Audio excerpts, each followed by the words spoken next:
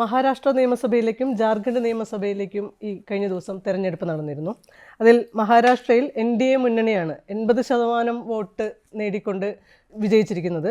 ജാർഖണ്ഡിൽ JMMന്റെ നേതൃത്വത്തിലുള്ള ഇന്ത്യ സഖ്യം 56 സീറ്റ് നേടിക്കൊണ്ട്, ആകെയുള്ള 81 സീറ്റിൽ 56 സീറ്റ് നേടിക്കൊണ്ട് അവിടെ അധികാരത്തിൽ വരുന്ന ഒരു കാഴ്ചയാണ് ഉള്ളത്. ഈ രണ്ട് സംസ്ഥാനങ്ങളിലെയും നിയമസഭാ തെരഞ്ഞെടുപ്പിൻ്റെ ഒരു സമഗ്ര വിശകലനമാണ് നടത്തുന്നത്. അത് മഹാരാഷ്ട്രയിലും ജാർഖണ്ഡിലും അതിൻ്റെ റിസൾട്ട് നോക്കിക്കഴിഞ്ഞാൽ, അതിൻ്റെ പൊതുവായിട്ടുള്ളൊരു ചിത്രം നോക്കിക്കഴിഞ്ഞു കഴിഞ്ഞാൽ, മഹാരാഷ്ട്രയിൽ ശരിക്കും പറഞ്ഞ രണ്ട് മുന്നണികളും തമ്മിൽ ആൾക്കാർക്ക് സ്ഥലജല വിഭ്രാന്തി തോന്നുന്ന തരത്തിലുള്ള മുന്നണികളാണ്. ശരിക്കും അതിൽ ഇന്ത്യ മുന്നണിയോ NDA മുന്നണിയോ അല്ല, ശരിക്കും ശിവസേന മുന്നണിയാണ് മഹാരാഷ്ട്രയിൽ വർക്ക് ചെയ്യുന്നത്. ഇപ്പോൾ ബാരാമതി എന്ന് പറഞ്ഞ മണ്ഡലത്തിൽ അജിത് പവാർ ശരത് പവാറിനെതിരെയുള്ള സ്ഥാനാർത്ഥിയായിട്ട് മത്സരിക്കുന്നു. പക്ഷെ അജിത് പവാറിൻ്റെ പോസ്റ്ററിൽ ശരത് പവാറിൻ്റെ പടം വെച്ചിട്ടാണ് ക്യാമ്പയിൻ ചെയ്തത്. ശരത് പവാറിന് കേസ് കൊടുക്കേണ്ടി വന്നു എൻ്റെ പടം എടുത്ത് മാറ്റാൻ. അത്തരം കൗതുകം പോലും പറയില്ല, പരിഹാസ്യമായിട്ടുള്ള ക്യാമ്പയിനൊക്കെ നടക്കുന്ന സ്ഥലമാണ്. അപ്പോൾ ഈ ഒരു വ്യത്യാസമില്ലാത്ത അവസരവാദ മുന്നണികളാണ് രണ്ടും എന്ന് പറയാം. പക്ഷെ അവിടെ BJPക്ക് ഭയങ്കരമായിട്ടുള്ള മുന്നേറ്റം ഉണ്ടാക്കാൻ കഴിഞ്ഞു. ഒരു പക്ഷേ BJPക്ക് തനിച്ച് 140 കേവല ഭൂരിപക്ഷത്തിനോട് അടുത്തുള്ള സീറ്റുകളാണ് കിട്ടിയത്. ജാർഖണ്ഡിൽ എത്തിക്കഴിഞ്ഞ് കഴിഞ്ഞാലും ഈ ഇന്ത്യ മുന്നണി എന്നുള്ള നമുക്ക് ഫീൽ ചെയ്യില്ല. അതായത് JMMന്റെ ഒറ്റയ്ക്കുള്ളൊരു വിജയം പോലെയാണ് നമുക്ക് തോന്നുക. അതായത് കോൺഗ്രസ് അവിടെ JMMനോട് കൂടെ നിൽക്കുന്നത് കൊണ്ട് മാത്രം മുന്നണി എന്ന് പറയാൻ പറ്റുന്നതാണ്. അവിടെ ഹേമന്ത് സോറൻ്റെ ഒരു ഭയങ്കരമായിട്ടുള്ള അപ്രമാദിത്വം, അതിൻ്റെ ലീഡർഷിപ്പ് ക്വാളിറ്റി ഒക്കെ ചെയ്തതാണ്. മാത്രമല്ല ജാർഖണ്ഡിൽ പേഴ്സൻറ്റേജ് നോക്കുമ്പോൾ BJP ആണ് ഏറ്റവും കൂടുതൽ പേഴ്സൻറ്റേജ് കിട്ടിയിട്ടുള്ള പാർട്ടി ജാർഖണ്ഡിൽ. നമുക്ക് നോക്കിയാൽ അറിയാൻ പറ്റുന്നത്, ഈ ലോക്സഭാ ഇലക്ഷന് ശേഷം നടന്നിട്ടുള്ള നിയമസഭാ തെരഞ്ഞെടുപ്പുകളിൽ ഇന്ത്യ മുന്നണി എന്ന് പറഞ്ഞിട്ടുള്ളൊരു സഖ്യമുണ്ടല്ലോ, ഒരു കൂട്ടായ്മയോ ഒരു പൊളിറ്റിക്കൽ സഖ്യം, അത് തീർത്തും ശിഥിലമാവുന്നതോ തകർന്നതോ ആയിട്ടാണ് നമുക്ക് കാണാൻ കഴിയുക. പ്രത്യേകിച്ചും ഈ സംസ്ഥാനങ്ങളിലേക്ക് വരുമ്പോൾ. ഇപ്പോൾ ഇതിനു മുമ്പ് നടന്നിട്ടുള്ള ഇവിടെ ജമ്മു കാശ്മീർ ഇലക്ഷനിൽ നോക്കുമ്പോൾ നാഷണൽ കോൺഫറൻസിൻ്റെ കൂടെ നിന്നതുകൊണ്ടാണ് അതൊരു ഒരു ഒരു മുന്നണിയായിട്ട് നമുക്ക് ഫീൽ ചെയ്യുന്നത്. നാഷണൽ കോൺഫറൻസിൻ്റെ ഒരു മുന്നേറ്റം ഉണ്ടതുകൊണ്ടാണ്. ഒരു ഇന്ത്യ മുന്നണി എന്ന് പറഞ്ഞൊരു മുന്നണി സംവിധാനം തന്നെ ഇല്ല എന്ന് പറയാം ഈ ലോക്സഭാ ഇലക്ഷന് ശേഷമുള്ള ഇലക്ഷനുകളിലൊക്കെ നോക്കുമ്പോൾ. അപ്പോൾ ആ ഒരു തകർച്ച, അതായത് ഇന്ത്യ മുന്നണി എന്ന് പറഞ്ഞൊരു സംവിധാനം ലോക്സഭ ഒരു നാഷണൽ ലെവലിൽ ലോക്സഭ ഇലക്ഷനിൽ മുന്നേറ്റം ഉണ്ടാക്കിയെങ്കിലും സംസ്ഥാനങ്ങളിലേക്ക് വരുമ്പോൾ അതിനെന്താണ് പ്രശ്നം ഉണ്ടാകുന്നത്? ലോക്സഭയിൽ ഒരു ദേശീയ ഒരു തെരഞ്ഞെടുപ്പ് സമയത്ത് അതിൻ്റെ അകത്ത് കോൺഗ്രസിന് ഡോമിനൻസ് ഉണ്ട്. കാര്യം ദേശീയ ഒരു കക്ഷി എന്ന നിലയ്ക്ക് കോൺഗ്രസ്സാണ് അതിൻ്റെ ഉത്തരവാദിത്തത്തിൽ വരാൻ പോകുന്നുള്ള തരത്തിൽ ഒരു കോൺഗ്രസ് കേന്ദ്രിതമായിട്ട് രാഷ്ട്രീയം രൂപപ്പെടാൻ മറ്റുള്ളവർക്ക് വലിയ ബുദ്ധിമുട്ടുണ്ടാവില്ല. എങ്കിലും അന്നും തർക്കങ്ങൾ പലതുണ്ടായിരുന്നു. സംസ്ഥാനത്തേക്ക് വരുന്ന സമയത്ത് നമുക്ക് അറിയാവുന്ന പോലെ ഒരു സംസ്ഥാനത്തിൽ ഡോമിനൻ്റ് ഒരു രാഷ്ട്രീയ പാർട്ടി ഉണ്ടാവും. ആ രാഷ്ട്രീയ പാർട്ടിയായിരിക്കും കാര്യങ്ങൾ കൂടുതൽ നിർണ്ണയിക്കുന്നൊരു സാഹചര്യം ഉണ്ടാകുന്നത്. അത് രണ്ട് സ്ഥലത്തും സ്വാഭാവികമായിട്ടും ഉണ്ടായിരുന്നു. ജാർഖണ്ഡിൽ എന്താ പറയുക, ഹേമന്ത് സോറൻ്റെ പാർട്ടിയും JMMും, ഇവിടെ ശിവസേനയ്ക്ക് ഡോമിനൻസ് ഉണ്ട്. അപ്പോൾ ആ നിലയിൽ പിന്നെ കോൺഗ്രസ് എന്താ പറയുക, ഈ ദേശ്മുഖിനെ പോലുള്ള രാഷ്ട്രീയ നേതാക്കളെ BJP അപഹരിച്ചുകൊണ്ട് അല്ലെങ്കിൽ പല തരത്തിലും പൈസ കൊടുത്ത് വാങ്ങിയ ഒരു പശ്ചാത്തലത്തിൽ കോൺഗ്രസ് കുറേ കാലമായിട്ട് തന്നെ NCP പോയ മുതൽ തന്നെ കോൺഗ്രസ് ദുർബലമാണ്. അപ്പോൾ ആ ഒരു രണ്ട് സ്ഥലത്തും അപ്പോൾ ഒരു ഡോമിനൻ്റ് ആയിട്ട് രാഷ്ട്രീയ പാർട്ടി. പിന്നെ ശിവസേനയെക്കുറിച്ച് പറയുന്ന സമയത്ത് ഉദ്ധവ് താക്കറയുടെ ശിവസേന, നമ്മുടെ ശിവസേനയ്ക്ക് ഒരു ഹിസ്റ്ററി ഉണ്ട്. അത് ആദ്യം ദക്ഷിണേന്ത്യ വിരുദ്ധമായിരുന്നു, പിന്നീട് മുസ്ലിം വിരുദ്ധമായിരുന്നു. അതിൽ നിന്നൊക്കെ ശിവസേനയുടെ പുതിയ തലമുറയിൽ ഇപ്പോൾ ആദിത്യ താക്കറെ പോലത്തെ നേതാവ് ഈ ഉദ്ധവ് താക്കറേൻ്റെ പാർട്ടിയെ മാറ്റുന്നുണ്ട് ഭയങ്കര രീതിയിൽ. നമ്മൾ റീഇൻവെൻറ്റ് ചെയ്യാൻ ശ്രമിക്കണം. ഒരു സംസ്ഥാന പാർട്ടി, ഇപ്പോൾ കേരള കോൺഗ്രസ് പോലൊരു പാർട്ടിയായിട്ട് മഹാരാഷ്ട്ര മറാഠ പാർട്ടിയായിട്ട് അതിൻ്റെ മറ്റ് സ്വഭാവം മാറ്റിക്കൊണ്ട് ഒരു സംസ്ഥാന പാർട്ടി രൂപീകരിക്കാനുള്ള ശ്രമം ശിവസേനയുടെ അകത്ത്. കാര്യം MNS ഒരു ഭാഗത്ത് പഴയ സാധനം കൊണ്ടുവന്ന MNS ആണ്, ഷിൻഡയുടെ പാർട്ടി അതുപോലെ തന്നെ. പക്ഷേ ഈ ഉദ്ധവ് താക്കറുടെ മകൻ ആദിത്യ താക്കറെ ഒരു റീഇൻവെൻറ്റ് ചെയ്യാൻ ശ്രമിക്കുന്നുണ്ട്. അതുകൊണ്ടാണ് അതിൻ്റെ പല പ്രസ്ഥാനങ്ങളും. കാര്യം ബാബറി ഈ അയോധ്യ ക്ഷേത്രത്തെക്കുറിച്ചുള്ള വിമർശനം ഉണ്ടാകുന്നു. പല വിമർശനങ്ങളും ഉദ്ധവ് താക്കറെ നടത്തുന്നുണ്ട് ഈ BJPക്കെതിരെ. അപ്പോൾ അതൊക്കെ വരുന്നതിന് ഒരു റീഇൻവെൻഷനിലൂടെ ആ പാർട്ടി പോകുന്നുണ്ട്. അത് പുതിയ കാലത്തനുസരിച്ച് ഇനി അത് തിരിച്ചു പോകേണ്ടി വരും എന്നുള്ളതാണ് ശിവസേന മുമ്പിൽ വിവരിക്കുന്ന പ്രശ്നം. അപ്പോൾ ആ റീഇൻവെൻറ്റ് സംസ്ഥാന പാർട്ടിയിൽ റീഇൻവെൻറ്റ് ചെയ്യാനുള്ള ശ്രമം നടക്കുന്നുണ്ട്. യഥാർത്ഥത്തിൽ ഈ മഹാരാഷ്ട്രീയ തെരഞ്ഞെടുപ്പ് നമ്മൾ നോക്കുന്ന സമയത്ത് ഒരു കാര്യം നമുക്ക് മനസ്സിലാക്കാൻ പറ്റുന്നത്, അതീവ ദുർബലമായിട്ടുള്ള രാഹുൽ ഗാന്ധി കേന്ദ്രീതമായിട്ട് രാഷ്ട്രീയമാണ് മഹാരാഷ്ട്രയിൽ കൂടുതൽ വന്നത്. കാര്യം രാഹുൽ ഗാന്ധി നമ്മൾ ഫോളോ ചെയ്താൽ വളരെ കൃത്യമായ പൊളിറ്റിക്കൽ പ്രശ്നം ഉന്നയിച്ചിട്ടുണ്ട്. ധാരാവിയിലെ അഡാനിയുടെ കൺസ്ട്രക്ഷൻ ഉൾപ്പെടെ ഉള്ള വിഷയം തന്നെയാണ് ഉന്നയിച്ചിട്ടുള്ളത്. വളരെ പൊളിറ്റിക്കലായിട്ടാണ്. അതെ, രാഹുൽ ഗാന്ധി വളരെ പൊളിറ്റിക്കലായ വിഷയം അവതരിപ്പിച്ചിട്ടുള്ളത്. പക്ഷേ ഈ മഹാരാഷ്ട്രയിൽ കുറച്ച് കാലമായിട്ട് നമ്മൾ കാണുന്ന കാര്യം, ഒരു ദുർബലമായിട്ട് NCP പകുതി അപ്പുറത്ത്, ശിവസേന പകുതി അപ്പുറത്ത്, കോൺഗ്രസിൻ്റെ പകുതി നേതാക്കൾ അപ്പുറത്ത്, ഇങ്ങനെയൊരു സംവിധാനമാണ് അവിടെ ഇപ്പുറത്ത് പ്രതിപക്ഷം എന്ന് വിളിക്കുന്നത് ഇന്ത്യ മുന്നണി. ദുർബലമാണ് ഇതുള്ളത്. കാര്യം പിന്നെ വലിയ ശക്തി മുഴുവൻ അപ്പുറത്താണ്. മറിച്ച് ഇപ്പോൾ ഈ അജിത് പവാർ ഉൾപ്പെടെ NCP ഇപ്പുറത്തായിരുന്നു. സ്പ്ലിറ്റ് ചെയ്യാത്ത ശിവസേനയാണ് കഴിഞ്ഞ തവണ BJP പ്രതിരോധിച്ചത്. സ്പ്ലിറ്റ് ചെയ്ത ശിവസേനയാണെങ്കിൽ ഇപ്പുറത്ത് ശക്തിയായിരുന്നു. ഇതല്ല, BJP ഇലക്ട്രൽ ഡെമോക്രസി എങ്ങനെയാണ് തകർത്തതെന്നാണ് ഇതിൻ്റെ അകത്ത് പ്രധാനമായിട്ട് കാണുന്നത്. ഇലക്ട്രൽ ഡെമോക്രസിയെ തകർക്കാൻ അവിടെ പറ്റിയില്ല, ജാർഖണ്ഡിൽ പറ്റിയില്ല, ജയമുനെ വിഭജിക്കാൻ അവർക്ക് പറ്റിയില്ല. അല്ലെങ്കിൽ അവിടെ സ്ഥിതി തന്നെയാണ്, ശ്രമം നടന്നു, ചമ്പൈ സോറമാണ്, അവിടെ തകർക്കാൻ പറ്റിയില്ല എന്നുള്ളതാണ് ജയം അവിടെ പിടിച്ചത്. കാരണം ഇലക്ട്രൽ ഡെമോക്രസിയെ പണം കൊടുത്തും സ്വാധീനം ഉപയോഗിച്ചിട്ടും മാധ്യമങ്ങൾ ഉപയോഗിച്ചും എല്ലാ തരത്തിലും തകർക്കപ്പെട്ട ഒരു ഇലക്ട്രൽ ഡെമോക്രസി. അതിനി മുതൽ റെപ്രസെൻറ്റേറ്റീവ് ഡെമോക്രസി ആണോ എന്ന് വിളിക്കുന്ന പോലും സംശയമാണ്. ആ ഇലക്ട്രൽ ഡെമോക്രസിയാണ് മഹാരാഷ്ട്രയിൽ നമ്മൾ കാണുന്നത്, പല സ്ഥലത്തും കാണുന്നത്. അങ്ങനെ വിഭജിക്കപ്പെട്ട ശിഥിലീകരിക്കപ്പെട്ട പ്രതിപക്ഷത്തെയാണ് നമ്മൾ അതിനെ ഏകോപിപ്പിക്കാൻ പല ശ്രമം നടത്തുന്നുണ്ട്. ശരത് പവാറാണ്, വളരെ പ്രായം ശരത് പവാറാണ് അതിൻ്റെ നേതൃത്വം. ശരത് പവാർ ദുർബലനാണ് ആ നിലയ്ക്ക്. കാര്യം അദ്ദേഹത്തിന് ഓടി നടന്ന പഴയ പോലെ ചെയ്യാൻ പറ്റില്ല. അപ്പോൾ രാഹുൽ ഗാന്ധി കേന്ദ്രീയതായിരുന്നു. സുപ്രിയ സുലെക്ക് ആ നിലയ്ക്കുള്ള സ്വാധീനമില്ല. നമ്മുടെ ശിവസേനയ്ക്ക് ഉദ്ധവ് താക്കറെ അതിൻ്റെ അകത്തൊരു സ്റ്റാറായിട്ടുണ്ടെന്നുള്ള കാര്യം ശരിയാണ്. പക്ഷേ എന്ന് തന്നെയാലും പിന്നെ ഭരണപര കയ്യിലിരിക്കുകയാണ്. പിന്നെ അവരുടെ പോപ്പുലിസ്റ്റ് ആയിട്ടുള്ള പല മെഷേഴ്സും അവർ നടപ്പാക്കി. അപ്പോൾ അതൊക്കെ തന്നെ ഉണ്ടാക്കുന്നൊരു പ്രശ്നം നമുക്ക് മനസ്സിലാക്കാൻ സാധിക്കും. ഇപ്പോൾ വിദർഭ പോലെ സ്ഥലത്ത് എന്തുകൊണ്ടാണ് ഇവർക്ക് ഡോമിനേറ്റ് ചെയ്യാൻ പറ്റുന്നുണ്ടെങ്കിൽ അവിടെ നിതിൻ ഗഡ്കരി നടത്തിയ പ്രവർത്തനങ്ങൾ, പിന്നെ RSSൻ്റെ സംഘടനാ സംവിധാനം വളരെ വ്യാപകമായ രീതിയിൽ അത്തരം ഐഡിയോളജിക്കൽ വർക്ക് നടക്കുന്നുണ്ട്. മറാഠ വോട്ടിനെ ഒരു തരത്തിൽ ഇവർ പ്രതീക്ഷിച്ചിരുന്നു നമ്മുടെ ശിവസേന. പക്ഷേ അതിനൊക്കെ തന്നെ വേറെ തരത്തിൽ വർഗീയവൽക്കരിച്ചുകൊണ്ട് ഈ മുസ്ലിം വിരുദ്ധ രാഷ്ട്രീയത്തിൽ വളരെ വോട്ട് ജിഹാദ് എന്നുള്ളത് ഫഡ്നാവിസ് പറഞ്ഞ കാര്യമാണ്. വോട്ട് ജിഹാദ് എന്നുള്ളത് ജാർഖണ്ഡിൽ അതായിരുന്നു സബ്ജക്ട്. അതെ, ജാർഖണ്ഡിൽ മുസ്ലിം കടന്നുകയറ്റം അവരായിരുന്നു അവിടെ മുസ്ലിം. പക്ഷേ ജാർഖണ്ഡിൽ തന്നെ വേറെ തരത്തിൽ വളരെ പ്രതീക്ഷ വരുത്തുന്ന അത് നമുക്ക് ആലോചിക്കേണ്ടതാണ്. പക്ഷേ മഹാരാഷ്ട്രയിൽ അങ്ങനെ ദുർബലപ്പെട്ട രീതിയിലുള്ള ഒരു പ്രതിപക്ഷമാണ് അവിടെ അഭിമുഖീകരിച്ചത്. ഒരു തരത്തിൽ സാമ്പത്തികമായി വളരെ സൂക്ഷിച്ച്. കാരണം രണ്ട് പ്രധാനപ്പെട്ട ഇന്ത്യയിലെ ഏറ്റവും കോർപ്പറേറ്റുള്ള ആസ്ഥാനമാണ് മഹാരാഷ്ട്ര. അത് അദാനിക്കെതിരെ വിമർശനം, അവരൊക്കെ വലിയ തോതിൽ ഫണ്ട് ചെയ്യുന്നത്. ഇവർ പരിപൂർണമായി ദുർബലമാണ്. അപ്പോൾ ആ ദുർബലതയ്ക്ക് അപ്പുറം രാഷ്ട്രീയമായി വികസിപ്പിക്കാൻ നമ്മുടെ ഇന്നത്തെ ഇലക്ട്രൽ ഡെമോക്രസിയെക്കുറിച്ച് നമ്മൾ കാണുന്ന കാര്യത്തിൽ നമുക്ക് പഴയ പോലെ ഇലക്ട്രൽ ഡെമോക്രസിയിൽ ഫ്രീ ആയിട്ടുള്ള ധാരാളമായിട്ടുള്ള സമ്പത്ത് വരുന്ന, പണം കൊണ്ട് ഇലക്ഷൻ പ്രവർത്തിപ്പിക്കുന്ന, ആ രീതിയിൽ വലിയ തോതിലുള്ള പണം തന്നെ പലതരത്തിൽ ഇലക്ഷൻ വോട്ട് വാങ്ങാൻ പറ്റുന്ന സംവിധാനം നിലവിൽ വന്നിട്ടുണ്ട്. ആൾക്കാരെ അപഹരിച്ചുകൊണ്ടുള്ള സംവിധാനം. ആ വിശ്വാസ്യത, ഇലക്ട്രൽ ഡെമോക്രസിയുടെ വിശ്വാസത്തെ പോലും എന്താ പറയുക, നമുക്ക് ഇന്ന് പ്രതിസന്ധി നേരിടുന്നുണ്ട്. ആ ഒരു ഘട്ടത്തിലാണ് മഹാരാഷ്ട്ര തെരഞ്ഞെടുപ്പ്. അപ്പോൾ അതുകൊണ്ട് ഈ ഇവരുടെ ഇത് നമ്മൾ പ്രതീക്ഷിച്ചിരുന്നു. കാര്യം കഴിഞ്ഞ ലോക്സഭാ തെരഞ്ഞെടുപ്പിൻ്റെ വിധി പോലെ ഇതിലുണ്ടാവും എന്ന് പ്രതീക്ഷിച്ചു. പക്ഷേ ആ ഒരു ട്രെൻഡല്ല. കാര്യം അവർ വളരെ ആസൂത്രിതമായിട്ട് RSSൻ്റെ സംഘടനാ ശേഷി. പിന്നെ നമുക്ക് കാണുന്നതിന് കോൺഗ്രസിന് എവിടെ മഹാരാഷ്ട്രയിൽ സംഘടനാ ശേഷി ഇപ്പോൾ ഉള്ളത്? രാഹുൽ ഗാന്ധിക്ക് ചെയ്തവർ രാഷ്ട്രീയ സംഘടനാ ശേഷിയുണ്ട്. ആകെ ശിവസേനയ്ക്ക് മാത്രമേ സംഘടനാ സംവിധാനമുള്ളൂ. NCP പോലും ദുർബലപ്പെട്ടു. മറ്റേത് ശക്തമായ സംഘടനാ സംവിധാനം. RSSൻ്റെ ആസ്ഥാനമാണ് RSSൻ്റെ സംഘടന. അപ്പോൾ ഈ നിലയിലൊരു വലിയൊരു ഫാക്ടർ അവിടെ വർക്ക് ചെയ്തിട്ടുണ്ട്. അതുകൊണ്ട് എനിക്ക് തോന്നുന്നു കോൺഗ്രസ് ഈ 50 സീറ്റ് കിട്ടിയ തരത്തിൽ നമുക്ക് ആശ്വാസനമായിരിക്കും ഒരു പക്ഷേ. കാര്യം അത്രമാത്രം ദുർബലപ്പെട്ടാണ് പോയിട്ടുള്ളത്. മറ്റൊരു കാര്യം, ജാർഖണ്ഡിലെ വളരെ വളരെ വളരെ നിർണായകമാണ് ജാർഖണ്ഡിലെ റിസൾട്ട്. കാര്യം BJPയുടെ പൊളിറ്റിക്സിനെ എന്താ പറയുക, ചവിട്ടി പുറത്താക്കുന്ന രാഷ്ട്രീയം തന്നെയാണ് ജാർഖണ്ഡിൽ. കാരണം BJP കൃത്യമായി ഉന്നയിച്ച രാഷ്ട്രീയം ഈ മുസ്ലിം കടന്നുകയറ്റം ആണ്.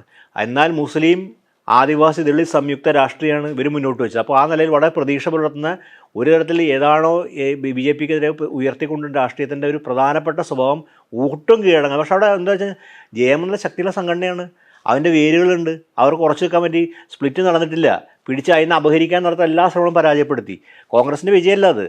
ആ നില JM കൊണ്ടുവന്ന ആ ഒരു നേട്ടത്തിൻ്റെ റിസൾട്ടാണ് ഇതുള്ളത്. അപ്പോൾ എൻ്റെ തോന്നൽ ഈ ഒരു പ്രധാനപ്പെട്ട കാര്യം എനിക്ക് തോന്നുന്ന കാര്യം വെച്ചിട്ടുണ്ടെങ്കിൽ, ഇന്ത്യ മുന്നണി സംസ്ഥാന തെരഞ്ഞെടുപ്പിലേക്ക് വരുമ്പോൾ ഒരു പക്ഷേ ഇന്ത്യ മുന്നണി എന്ന് പറയുന്നത് ആ സംസ്ഥാനത്തെ ലീഡിംഗ് പാർട്ടിയുടെ ഒരു സ്വഭാവമായി മാറാൻ സാധ്യതയുണ്ട്. ദേശീയ തെരഞ്ഞെടുപ്പ് പോലെ ആയിരിക്കില്ല. രണ്ടാമത്തെ കാര്യം വെച്ചിട്ടുണ്ടെങ്കിൽ ഇലക്ട്രൽ ഡെമോക്രസിയിൽ വന്നിട്ടുള്ള സാമ്പത്തികമായ ഇടപാട്, അതിനെ തരത്തിലുള്ള പാർട്ടികളെ ബഹിരിക്കാനുള്ള സംഭവം തുടങ്ങിയ പലതരത്തിൽ ദുർബലപ്പെടുത്തുകയും അത് പ്രതിപക്ഷത്തെയും അവിടെ സംഘടന ദുർബലപ്പെടുത്തി. അത് മഹാരാഷ്ട്രയിൽ കാണണ്ട, അത് മറ്റേ JMൽ കണ്ടില്ല. മൂന്നാമത്തെ കാര്യം പോപ്പുലിസ്റ്റ് മെഷേഴ്സ് രണ്ട് സ്ഥലത്തും കാണാം. ഭരിക്കുന്നവർക്ക് അങ്ങനെ ഗുണമുണ്ട്. ആ തുടർഭരണം ഒരുപക്ഷെ കേരളത്തിലെ ആൾക്കാർക്ക് പ്രതീക്ഷിക്കാവുന്ന കാര്യം, കേരളത്തിൽ ഭരണത്തിൽ കാര്യം പോപ്പുലിസ്റ്റ് മെഷർ അവസാനം കൊണ്ടുവന്നാൽ അത് അംഗീകരിക്കും. കഴിഞ്ഞ 2021 തെരഞ്ഞെടുപ്പിലും കേരളത്തിലും അതിൻ്റെ അകത്ത് നമ്മൾ കാണും പോപ്പുലിസ്റ്റ് മെഷേഴ്സ് ജനങ്ങൾ സ്വീകരിക്കുന്നുണ്ട്. കാര്യം ഇന്ന് വളരെ ഇതിൽ വെൽഫെയറിനേക്കാൾ ഉപരിയായിട്ട്, വെൽഫെയർ പൊളിറ്റിക്സിന് ഉപരിയായിട്ട് പോപ്പുലിസ്റ്റ് കാര്യം, വളരെ ടാർഗറ്റഡ് ആയിട്ടുള്ള പോപ്പുലിസ്റ്റ് മെഷേഴ്സ് അംഗീകരിക്കുന്ന ആൾക്കാർ സ്വീകരിക്കുന്ന കാര്യം. ഈ നിലയിലാണ് ആൾക്കാർക്ക് ബെനിഫിറ്റ് കിട്ടുള്ളൂ. ആ നിലയിലായിരുന്നു ഈ നിലയിൽ ബെനിഫിറ്റ് കിട്ടുള്ളൂ എന്ന് തോന്നുന്നുണ്ട്. അപ്പോൾ അതൊരു ഫാക്ടറായി വർക്ക് ചെയ്തിട്ടുണ്ട്. ഈ സംഘടനാ ശേഷി എന്നുള്ളത് ഒരു പ്രധാനപ്പെട്ട രാഷ്ട്രീയ പ്രവർത്തനമാണ്. അതാണ് നമ്മൾ കാണുന്നത്. ഇപ്പോൾ ഉദാഹരണത്തിന് നമ്മൾ വെസ്റ്റ് ബംഗാളിൽ നോക്കുകയാണെങ്കിൽ CPMൻ്റെ അധികമായ ദുർബലത അവിടെ സംഭവിച്ചത് സംഘടന പോയി. വെസ്റ്റ് ബംഗാളിൽ സംഘടന ഇല്ലാതാവുകയാണ് ചെയ്യുന്നത്. അവിടെയാണ് ഇവിടെ കേരള CPM സംഘടനയുണ്ട്. അപ്പോൾ ഈ സംഘടനാ സംവിധാനം വളരെ പ്രസക്തമാണ് പൊളിറ്റിക്സിൽ. RSനും BJPയും ഉള്ള സംഘടനാ സംവിധാനം വളരെ നിർണായകമാണ് ഇലക്ഷൻ ചലിപ്പിക്കാൻ. പിന്നെ എപ്പോഴും പറയുന്ന പോലെ സദാ ഇലക്ഷൻ, ഇപ്പോൾ ഇത് ആത്യന്തികം ഇന്നലെ ഉദ്ധവ് താക്കറെ പറഞ്ഞിട്ടുണ്ട്, ഒറ്റ രാഷ്ട്രം ഒറ്റ തെരഞ്ഞെടുപ്പിലേക്ക് പോകണം. കാര്യം സദാ സന്നദ്ധമായിട്ട് ഇലക്ഷൻ മെഷീനറി BJPക്ക് ഉണ്ട്. അത് വളരെ കുറച്ച് പാർട്ടികൾക്കേ ഉള്ളൂ. CPM ഉണ്ടായിരിക്കും കേരളത്തെ പോലെ സ്ഥലത്ത്. കോൺഗ്രസ് സദാ സന്നദ്ധമായ ഇലക്ഷൻ മെഷീനറി ഇല്ല, ഒരു കാലത്തും ഉണ്ടായിട്ടില്ല ഉള്ളത്. അത് ഇലക്ഷൻ സമയത്ത് രൂപപ്പെടുന്നൊരു മെഷീനറിയാണ്. അതിനെക്കുറിച്ച് നേതാക്കൾ ആ സമയത്ത് എനിക്ക് തോന്നുന്നു വളരെ കേരളത്തിൻ്റെ കാര്യം നിൽക്കേണ്ട പ്രശാന്തിനെ വളരെ വ്യക്തമായിട്ട് തന്നെ പറയാൻ പറ്റും. കാരണം ഒരു ഇലക്ഷൻ മെഷീൻ്റെ സ്വഭാവം കേരളത്തിന് പോലും അങ്ങനെയാണ്. പിന്നെ ഇവരെ സംബന്ധിച്ച് RS പോലെ വളരെ സുശക്തമായ സംഘടന. പിന്നെ RSന് വളരെ പ്രധാനപ്പെട്ട തെരഞ്ഞെടുപ്പാണിത്. കാര്യം 1925 എന്ന് തുടങ്ങിയ സംഘടനയുടെ 100-ാം വർഷത്തിൽ മഹാരാഷ്ട്രയാണ് അവരുടെ എപ്പിസെൻറ്റർ. മഹാരാഷ്ട്രയും മധ്യപ്രദേശൊക്കെയാണ് എപ്പിസെൻറ്റർ. അവിടെ BJP അധികാരത്തിരിക്കുക എന്നുള്ളത് പ്രധാനപ്പെട്ട കാര്യമാണ്. അവരതുകൊണ്ട് അഹോരാത്രം പണിയെടുത്തിട്ടുണ്ട്, അവരെല്ലാവരും. അപ്പോൾ അതിൻ്റെ റിസൾട്ട് അവർക്ക് നേടി. ഇതിനെതിരെ ചെറുത്തിലത്ത് ഉയർത്താൻ ഇവർക്ക് ഇവർ ചെയ്തിട്ടുണ്ട്. ചെറുത്തിൽ നമ്മൾ ഇല്ലാതെ പറയാനില്ല. രാഹുൽ ഗാന്ധിയുടെ ഗംഭീരമായ ഇടപെടൽ നടത്തുന്ന പ്രശ്നം നടന്നു. പക്ഷേ നമ്മളതിനെ അങ്ങനെ തന്നെയാണ് കാണുന്നത്. കാര്യം ഈ അതിന് ഒരു തരത്തിൽ പക്ഷേ ഈ പ്രശ്നം കൊണ്ട് അവർക്ക് അത് വേണ്ട പോലെ ആവിഷ്കരിക്കാൻ സാധിക്കും. പക്ഷേ ജാർഖണ്ഡിലെ വിഷയം അത് വലിയൊരു സന്ദേശമുണ്ട്. BJPക്ക് യഥാർത്ഥ സന്ദേശം അതാണ്. കാര്യം ഇപ്പുറത്ത് സംഘടനാ സംവിധാനം ശക്തമാണ്. ഗവൺമെൻറ് കയ്യിലുണ്ടെങ്കിൽ പിടിച്ചെടുക്കാൻ പറ്റും. അതുകൊണ്ട് മമതാ ബാനർജിനെ എളുപ്പമില്ലാത്ത മമതാ ബാനർജിയുടെ ഗവൺമെൻറ് ഉണ്ട്, സംഘടനാ സംവിധാനം അവർക്ക് പോപ്പുലിസ്റ്റ് വേഷം കൊണ്ടുവരാൻ പറ്റും. നമ്മുടെ മുമ്പിൽ വരാൻ പോണ കാര്യം ബീഹാർ തെരഞ്ഞെടുപ്പ്. അവിടെ സംഘടനയും ഭരണമൊക്കെ ഈ നിതീഷ് കുമാറിൻ്റെ അടുത്താണുള്ളത്. അപ്പോൾ അത് എങ്ങനെയാണ് പ്രതിഫലിക്കാൻ പറയാൻ പറ്റും. പക്ഷേ ഈ ഭരിക്കുമ്പോൾ അവർക്ക് ആ പോപ്പുലിസ്റ്റ് മെഷേഴ്സ് വലിയ തോതിൽ ആൾക്കാരുടെ ഇടയിൽ സ്വാധീനിച്ചത്. അതാണ് എനിക്ക് തോന്നുന്നത് അതിൻ്റെ തെരഞ്ഞെടുപ്പിനെ കുറിച്ച് എൻ്റെ ഒരു മനസ്സിലാക്കൽ. BJPയുടെയും RSSും ഫാക്ടർ പറഞ്ഞല്ലോ ഈ ഇലക്ഷനിൽ. ഇപ്പോൾ മഹാരാഷ്ട്രയിൽ നോക്കുകയാണെങ്കിൽ ഈ പറഞ്ഞ ശരിയാണ്. ഈ RSS ആണ് അവിടെ റൂട്ട് ലെവലിൽ, അതായത് 60,000-ഓളം യോഗങ്ങളാണ് അവർ നടത്തിയത്. ഈ സാധാരണ മനുഷ്യരെ നേരിട്ട് കണ്ടുകൊണ്ട് തന്നെയുള്ള പ്രവർത്തനങ്ങൾ. ഇത് ഹരിയാനയിലുണ്ടായിരുന്നു. ഹരിയാനയിൽ ഭയങ്കരമായിട്ടുള്ള ഭരണവിരുദ്ധ വികാരം ഉണ്ടായിരുന്നു. ഗ്രാമങ്ങളിലേക്ക് പോകാൻ തന്നെ BJP പ്രവർത്തകർക്ക് കഴിഞ്ഞിരുന്നില്ല. അപ്പോൾ അവർ ഇലക്ഷൻ പ്രഖ്യാപിക്കുന്നതിന് വളരെ മാസങ്ങൾക്ക് മുമ്പ് തന്നെ ഈ BJP പ്രവർത്തകരെ മാറ്റി നിർത്തിയിട്ട് RSS പ്രവർത്തകരാണ് ഓരോ ജില്ലയിലും ഇത്ര എണ്ണം വീതം RSS പ്രവർത്തകരെ നിയോഗിച്ചിട്ട് ക്യാമ്പയിൻ നടത്തിയത്. അപ്പോൾ RSS വളരെ ഡീപ്പ് റൂട്ടഡായിട്ട് വർക്ക് ചെയ്യും. ഇത് ഇവിടെയത് ജാർഖണ്ഡിലെ ക്യാമ്പയിൻ്റെ സബ്ജക്റ്റ് തന്നെ പാളിപ്പോയെങ്കിലും ബംഗ്ലാദേശിൽ നുഴഞ്ഞു കയറ്റം എന്നുള്ള വളരെ വിദ്വേഷജനകമായിട്ട് സാധനം അസം മുഖ്യമന്ത്രിയുടെയൊക്കെ നേതൃത്വത്തിൽ അടിച്ചേൽപ്പിച്ചത് ഈ RSSൻ്റെ തന്ത്രം കാരണമാണ്.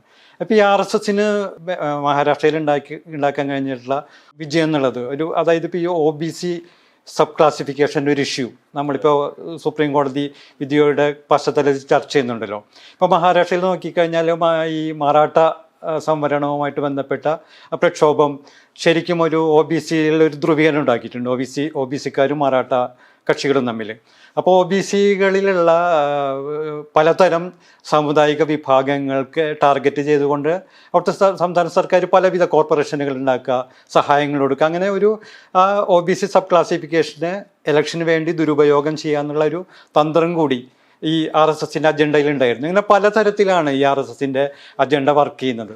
അത് വളരെയധികം അത് ഈ പറഞ്ഞ പോലെ മുന്നണി എന്നുള്ള രീതിയിൽ ഇന്ത്യ മുന്നണിയുടെ നിലനിൽപ്പിനെ തന്നെയാണ് അതിൻ്റെ ഒരു അടിത്തറ തോണ്ടുന്ന ഒരു പ്രോസസ്സാണെന്ന് പറയാൻ പറ്റും. ഈ RSS ഫാക്ടർ എങ്ങനെയാണ് വർക്ക് ചെയ്യുന്ന പ്രമോദിന് എങ്ങനെയാണ് അതിനെ വിശദീകരിക്കാൻ കഴിയുക ഇലക്ഷനുകളിൽ?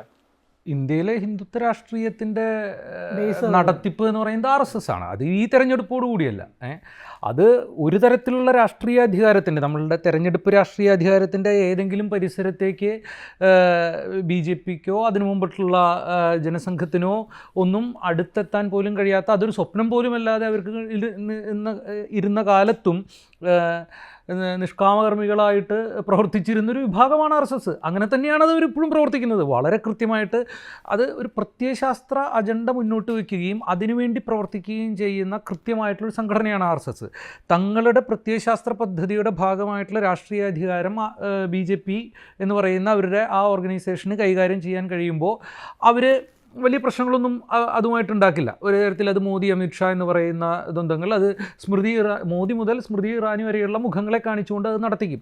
അവർക്ക് എന്തെങ്കിലും പ്രശ്നം നേരിടുന്ന സമയത്ത് ഈ പ്രത്യയശാസ്ത്ര പദ്ധതിയെ മുന്നോട്ട് കൊണ്ടുപോകുന്നതിന് തങ്ങൾ മുന്നിൽ നിർത്തിയിട്ടുള്ള ഈ മുഖങ്ങൾക്ക് കഴിയില്ല എന്ന് പറയുന്ന സമയത്ത് RSS വീണ്ടും ഇറങ്ങും. RSSന് അതിന് 1925 മുതൽ ഏതാണ്ട് ഒരു നൂറ്റാണ്ട് കാലമായിട്ട് അവർ നിരന്തരം പരിഷ്കരിച്ചു കൊണ്ടിരിക്കുന്ന ഒരു സംഘടന കൂടിയാണ് RSS. സ്വയം പുതുക്കുന്നുണ്ട്. ഈ കോർ ഐഡിയോളജിയാണ് പുതുക്കാതിരിക്കുന്നത്. അത് പുതുക്കാൻ പറ്റില്ല. പുതുക്കില്ലല്ലോ, അതാണല്ലോ അവരുടെ ജൈവ സ്വഭാവം. ബാക്കിയെല്ലാം പുതുക്കുന്നുണ്ട് അവർ. ജാതിയൊക്കെ കൈകാര്യം ചെയ്യുന്നത് ഈ നേരത്തെ പറഞ്ഞ മാതിരി അങ്ങനെ പുതുക്കിക്കൊണ്ടാണ്. അപ്പോൾ RSS ഈ തെരഞ്ഞെടുപ്പ് രാഷ്ട്രീയത്തിൽ ഒരു BJPക്ക് ഒരു ക്രൈസിസ് വരുമ്പോൾ ഇടപെടുക എന്ന് പറയുന്നത് RSSന് തന്നെ ക്രൈസിസ് വരുമ്പോൾ ഇടപെടുന്നതാണത്. നമ്മളത് നോക്കിയാൽ കാണാൻ പറ്റും. ഇപ്പോൾ മോദി ഈ കഴിഞ്ഞ ലോക്സഭാ തെരഞ്ഞെടുപ്പ് വരെ മോദി ആയിരുന്നല്ലോ അവരുടെ നിരന്തരമായ പ്രചാരണ യോഗങ്ങളിലെല്ലാം മോദിയാണ് ഇടപെട്ടിരുന്നത്. ഈ ഹരിയാന തൊട്ടുള്ള തെരഞ്ഞെടുപ്പുകൾ നോക്കൂ, മോദി അവർ പതുക്കെ പിൻവലിച്ചു. മോദിയല്ല അവരുടെ പ്രചാരണത്തിൻ്റെ മുഖം. പ്രാദേശികമായ പ്രശ്നങ്ങൾ അവർ ഏറ്റെടുത്തു. RSSൻ്റെ പ്രചാരകന്മാർ അടക്കമുള്ളവർ മുന്നിട്ടിറങ്ങി യോഗങ്ങൾ നിരന്തരം നടത്തി, ചെറിയ യോഗങ്ങൾ നടത്തി, ബൂത്ത് തല മാനേജ്മെൻറ്റുകൾ വീണ്ടും ശക്തമാക്കി. മോദിയല്ല മുഖമായിട്ട് ഹരിയാനയിൽ പോലും ഉണ്ടായിരുന്നത്. കാരണം എന്താ, ഈ കർഷക പ്രശ്നത്തിൻ്റെയൊക്കെ ഒരു വില്ലൻ സ്റ്റാറ്റസിലാണ് മോദി നിന്നിരുന്നതെന്നുകൊണ്ട് മോദി അവർ പതുക്കെ കുറേശ്ശെ പിൻവലിച്ചു. പിന്നെ ഒന്നുകൂടി സംഭവിച്ചു, മഹാരാഷ്ട്രയിലെത്തിയപ്പോഴോ മഹാരാഷ്ട്ര തെരഞ്ഞെടുപ്പിൻ്റെ അവസാന ഘട്ടത്തിൽ മോദി വിദേശ പര്യടനത്തിനടക്കം പോയി എന്നാണ് എനിക്ക് തോന്നുന്നത്. മറ്റൊരു തെരഞ്ഞെടുപ്പ് ജാർഖണ്ഡിൽ പക്ഷേ മോദി സ്ഥിരം മഹാരാഷ്ട്ര 14 റാലി മറ്റും പങ്കെടുത്തിട്ടുണ്ട്. 14 റാലി പങ്കെടുത്തിട്ടുണ്ട്. പക്ഷേ മഹാരാഷ്ട്രയിലെ പ്രധാന അജണ്ട നിശ്ചയിച്ചിരുന്നതും അതിൻ്റെ മുഖമായിട്ടും ഫഡ്നാവിസ് അടക്കമുള്ള ലോക്കൽ നേതൃത്വത്തിലേക്ക് അത് കൊടുക്കുകയും RSS നിയന്ത്രിക്കുകയും ചെയ്തു. അതൊരു ഘടകമാണ്. അല്ല, അവർ സ്വയം പുതുക്കുന്നതിൻ്റെ ഭാഗമായിട്ടാണ്. ഇലക്ട്രൽ സ്ട്രാറ്റജിയെ ഓരോ തെരഞ്ഞെടുപ്പിലും അവർ മോദി അവിഭാജ്യ ഘടകമാണ് എന്ന് പറയുമ്പോഴും മോദി ഇല്ലാതെയും നേരിടാനുള്ള മറ്റൊരു സ്ട്രാറ്റജി അവരുണ്ടാക്കിയെന്നുള്ളതാണ്. അതായത് RSS നിരന്തരം കഴിഞ്ഞൊരു നൂറ്റാണ്ടായിട്ട് ഇന്ത്യയുടെ രാഷ്ട്രീയ സാമൂഹ്യ ശരീരത്തിൽ അവരുണ്ടാക്കിയ ശക്തി കൂടിയാണ് അവർ ഇപ്പോൾ കൊയ്തെടുക്കുന്നത്. അതായത് നമ്മൾ നേരത്തെ ചർച്ചയിൽ പറഞ്ഞ ആ നരേറ്റീവ് ഉണ്ടല്ലോ, ആ നരേറ്റീവ് വലതുപക്ഷ രാഷ്ട്രീയത്തിൻ്റെയും ഹിന്ദുത്വ രാഷ്ട്രീയത്തിൻ്റെയും നരേറ്റീവ് ആക്കുകയാണ്. അപ്പോൾ പിന്നെ അവിടെ അവർക്ക് തെരഞ്ഞെടുപ്പിലെ വോട്ടുകൾ മാത്രമാണ് പ്രശ്നമാകുന്നത്. നരേറ്റീവ് അവർ ബിൽഡ് ചെയ്ത് കഴിഞ്ഞു. മറ്റൊന്നുകൂടിയുണ്ട് ഈ തെരഞ്ഞെടുപ്പിൽ. ഇപ്പോൾ പ്രസാദ് നേരത്തെ പറഞ്ഞ ആദ്യം ജാർഖണ്ഡ് പറയുകയാണെന്ന് വെച്ചാൽ, ജാർഖണ്ഡിൽ അവരുടെ കടുത്ത ഹിന്ദുത്വ വിഷപ്രചരണമാണ് നടത്തിയത്. അത് ഈ നോർത്ത് ഈസ്റ്റിൽ അത് വളരെ വിജയകരമായി നടത്തുന്ന ഇയാൾ മുൻ കോൺഗ്രസ്സുകാരൻ കൂടിയായിട്ടുള്ള ഹേമന്ത് ബിശ്വ ശർമ്മ ആണ് അത് നടത്തിയത്. അതായത് ഇവിടെ വന്നിട്ട് ഈ ഇൻഫിൽട്രേറ്റേഴ്സിനെ, ഇവിടെ ട്രൈബൽ സ്ത്രീകളെ ബംഗ്ലാദേശി നുഴഞ്ഞുകയറ്റക്കാരായിട്ടുള്ള മുസ്ലിങ്ങൾ വിവാഹം കഴിക്കുകയും ട്രൈബൽ കൾച്ചറിനെ തന്നെ ഇല്ലാതാക്കുകയും ചെയ്യുന്നു എന്നുള്ള ഒരു ആരോപണമാണ് ഉന്നയിച്ചത്. പ്രത്യേകിച്ചും ഈ സന്താൽ പർഗാന റീജിയനിൽ ഇതിൻ്റെ വലിയ പ്രശ്നമുണ്ട്. വോട്ട് കിട്ടുന്നതിന് വേണ്ടിയിട്ട് JMMും കോൺഗ്രസും ഇവരെ ട്രൈബൽ ബെൽറ്റിലേക്ക് ഇവരെ നുഴഞ്ഞു കയറാൻ സഹായിക്കുന്നു എന്നാണ്. ആ ആരോപണത്തെ മറികടക്കുന്നതിന് വേണ്ടിയിട്ട് JMMനെ സഹായിച്ചതും ഇതേ ട്രൈബൽ ഐഡൻറ്റിറ്റിയാണ്. ഹേമന്ത് സോറൻ അടക്കമുള്ളവർ ഉയർത്തിപ്പിടിച്ച ഇതേ ട്രൈബൽ ഐഡൻറ്റിറ്റി കൂടി വെച്ചിട്ടാണ് അവരതിനെ നേരിട്ടത്. അത് അത്ര മോശം കാര്യമാണെന്ന് എനിക്ക് തോന്നുന്നില്ല. അത് വെച്ചാണ് അവർ നേരിട്ടത്. അതിൽ ഇത്തവണ അവർക്ക് വിജയിക്കാൻ കഴിഞ്ഞിട്ടുണ്ട്. അത് മോശമായിട്ടുള്ളൊരു കാര്യമല്ല. എന്ന് മാത്രമല്ല, ഒരു ട്രൈബൽ ഡൊമിനേറ്റഡ് ആയിട്ടുള്ള ഒരു കൾച്ചറൽ റെസിസ്റ്റൻസ് കൂടി BJPയുടെ ഈ ലാർജർ ഹിന്ദുത്വ നരേറ്റീവിന് എതിരായിട്ട് നിലനിർത്തുന്നതിന് അവർക്ക് കഴിഞ്ഞു. ഇത് ആ പ്രദേശത്തിൻ്റെ ഒരു സ്വഭാവം വെച്ച് കൂടിയാണ്. ഈ മഹാരാഷ്ട്രയിലെ പ്രാദേശിക സ്വഭാവം അങ്ങനെ നോക്കിക്കഴിഞ്ഞാൽ BJPക്ക് അനുകൂല, സംഘപരിവാറിന് അനുകൂല. കാരണം മഹാരാഷ്ട്ര എന്ന് പറയുന്നത് സംഘപരിവാറിൻ്റെ പ്രത്യയശാസ്ത്ര ഹോട്ട്ബെഡാണ്, ഐഡിയോളജിക്കൽ ഹോട്ട്ബെഡാണ്. അവിടെ ഇത്തരത്തിലുള്ളൊരു പ്രാദേശിക നെറേറ്റീവ് ഉയർത്തുക എന്ന് പറഞ്ഞാൽ ഇവർക്ക് അനുകൂലമായിട്ടാണ് വരുന്നത്. ബംഗാളിൽ ഈ ആനുകൂല്യം ഇവർക്ക് കിട്ടുന്നില്ല. മമതാ ബാനർജിയാണ് അത് ഉപയോഗിക്കുന്നത്. ഇത്തരത്തിലൊരു പ്രാദേശികമായിട്ടുള്ള പ്രശ്നത്തെ ഉപയോഗിക്കാൻ പറ്റിയൊരു സ്ഥലമാണ് മഹാരാഷ്ട്ര എന്നുള്ളത് കൂടിക്കൊണ്ട് മഹാരാഷ്ട്രയിൽ അത് അവർക്ക് വളരെ കൃത്യമായിട്ട് ഉപയോഗിക്കാൻ പറ്റിയിട്ടുണ്ട്. മറ്റൊന്ന്, ഇലക്ട്രൽ പൊളിറ്റിക്സിൻ്റെ നേരത്തെ ഇപ്പോൾ പ്രസാദ് ഇവിടെ പറഞ്ഞ പോലെ ഈ റൗഡി എന്ന് പറയുന്ന ഫ്രീബീസ് കൊടുക്കുന്ന ഈ പരിപാടിയുണ്ടല്ലോ, അത് വളരെ കൃത്യമായിട്ട് പോപ്പുലിസ്റ്റ് പൊളിറ്റിക്സിൻ്റെ ഭാഗമായിട്ട് ഉപയോഗിക്കുന്നതിന് എല്ലാ ഗവൺമെൻറ്റുകളും നടത്തുന്നുണ്ട്. അത് ഇവർക്ക് കൃത്യമായിട്ട് പറ്റിയിട്ടുണ്ട്. മധ്യപ്രദേശിൽ on the verge of defeat ആയിരുന്നു ശിവരാജ് സിംഗ് ചൗഹാൻ ഒരു കൊല്ലം മുമ്പ് വരെ. ആൾ എന്ത് ചെയ്തു, ഈ ലാഡ്ലി ബഹൻ യോജന എന്ന് പറഞ്ഞിട്ട് ഒരു പരിപാടി, അവിടെ നിന്നാണ് ഇത് ഏതാണ്ട് തുടങ്ങിയത്. ഇത് നടപ്പാക്കി 1000 രൂപയോ മറ്റോ കർണാടകയിലുണ്ടായിരുന്നു. അല്ല, അത് പിന്നെ വരുന്നത് കർണാടകയിൽ. ഇത് നടപ്പാക്കുകയും വലിയ തോതിൽ സ്ത്രീകളുടെ വോട്ടുകൾ കിട്ടുകയും ചെയ്തിട്ടാണ് ശിവരാജ് സിംഗ് ചൗഹാൻ വീണ്ടും ജയിക്കുന്നത്. ഇതിലൊരു പ്രശ്നം കൂടിയുണ്ട്. സ്ത്രീകൾ അദൃശ്യരാക്കപ്പെട്ട ഒരു വോട്ടർ വിഭാഗമാണല്ലോ. നമ്മുടെ പൊതുസമൂഹത്തിൽ നിന്നും രാഷ്ട്രീയ സമൂഹത്തിൽ നിന്നുമൊക്കെ ഏതാണ്ട് ഇൻവിസിബിളാക്കി മാറ്റി നിർത്തപ്പെട്ടൊരു വിഭാഗമാണ്. പ്രത്യേകിച്ചും വടക്കേ ഇന്ത്യയിലൊക്കെ എത്തുമ്പോൾ അതിൻ്റെ രാഷ്ട്രീയ രംഗത്തെ അവരുടെ ശൂന്യത വളരെ പ്രധാനമാണ്. കേരളത്തിൽ പോലും സ്ഥലത്ത് പോലും ഇല്ല. അപ്പോൾ പിന്നെ അവിടെയൊക്കെ വളരെ പൊതുരംഗത്ത് പോലും, രാഷ്ട്രീയ രംഗത്ത് മാത്രമല്ല പൊതുസമൂഹത്തിലെ ഇടപെടലുകളിൽ വളരെ കുറവാണ് ഒരു എലീറ്റ് വിഭാഗത്തെ മാറ്റി നിർത്തി കഴിഞ്ഞാൽ. ഈ മധ്യപ്രദേശ് പരിപാടി എല്ലാ സർക്കാരുകളും ഇത് ഉപയോഗിച്ചു എന്നുള്ളതാണ്. മമതാ ബാനർജി ഉപയോഗിച്ചിട്ടുണ്ട്, ഒഡീഷയിൽ ഉപയോഗിച്ചിട്ടുണ്ട്, ഗൃഹലക്ഷ്മി യോജന എന്നൊക്കെയുള്ള മട്ടിൽ കർണാടക സർക്കാർ, കോൺഗ്രസ് സർക്കാർ ഉപയോഗിച്ചിട്ടുണ്ട്. ജഗനണ്ണ എന്തോ സഹായ പദ്ധതി എന്ന് പറഞ്ഞിട്ടാണ് ജഗനത് അവിടെ കൊടുത്തത്. സ്ത്രീകളുടെ അക്കൗണ്ടിലേക്ക് പണം ചെല്ലുക എന്നുള്ളത് അവരെ സംബന്ധിച്ച് വലിയൊരു മാറ്റമാണ്. ഇതാണ് ലാഡ്ലി ലഡ്കി ബഹൻ യോജന, മാഞ്ചി ലഡ്കി ബഹൻ യോജന എന്നുള്ള ഉള്ളൊരു പേരോ മറ്റോ ഇട്ടിട്ടാണ് ഷിൻഡെ അത് ഇവിടെ ഉപയോഗിച്ചു. ജാർഖണ്ഡിലും ഉണ്ടായിരുന്നു. 6% മറ്റുമാണ് സ്ത്രീ വോട്ടർമാരുടെ ഇടയിൽ ഉണ്ടായിരുന്ന പോളിംഗ് വർധന. ഇത് ബി ജെ പിക്കാണ് ഗുണകരമായി ചെയ്തത്. അതായത് ഇവരുടെ ഈ പൊളിറ്റിസൈസ് ചെയ്യപ്പെടാത്തൊരു ജനസമൂഹത്തിനോട് മറ്റൊരു രീതിയിൽ സംസാരിക്കുന്നതിനും, ഇനി അതിൽ പൊളിറ്റിക്കലായിട്ട് വേറൊരു രീതിയിൽ ഹിന്ദുത്വ പൊളിറ്റിക്സ് സംസാരിക്കുന്ന ഒരു വിഭാഗത്തിനോട് ആ ഭാഷയിൽ സംസാരിക്കുന്നതിന് വേണ്ടിയിട്ടുള്ള വ്യത്യസ്തമായ പരിപാടികൾ സംഘപരിവാർ ഇറക്കി. അങ്ങനെയാണ് ഒന്നിച്ചു നിന്നാൽ നമുക്ക് രക്ഷപ്പെടാം എന്നുള്ളൊരു മുദ്രാവാക്യമാണ് മോദി പറഞ്ഞ്. ബാട്ടെങ്കെ തോ കാട്ടെങ്കെ എന്നാണ് മറ്റൊരു മുദ്രാവാക്യം ഉണ്ടായിരുന്നത്. വിഭജിച്ചു പോയാൽ നമ്മളെ ഇല്ലാതാക്കി കളയും എന്നുള്ള മുദ്ര. അത് ഓരോരുത്തർ വിഭാഗത്തിനാണ് കൊടുക്കുന്നത്. ഇപ്പോൾ ഈ സബ് ക്ലാസിഫിക്കേഷൻ്റെ പ്രശ്നം, സുപ്രീം കോടതി വിധിയുടെ സബ് ക്ലാസിഫിക്കേഷൻ വേറൊരു ഇഷ്യൂ ആണ്, നമ്മൾക്ക് അതിൽ വേറൊരു ടേക്ക് ഉണ്ടായിരിക്കാം. പക്ഷേ ഓരോ പർട്ടിക്കുലർ ജാതികളെയും കൈകാര്യം ചെയ്യുന്നതിന് ബി ജെ പി നിൽക്കുകയാണ്.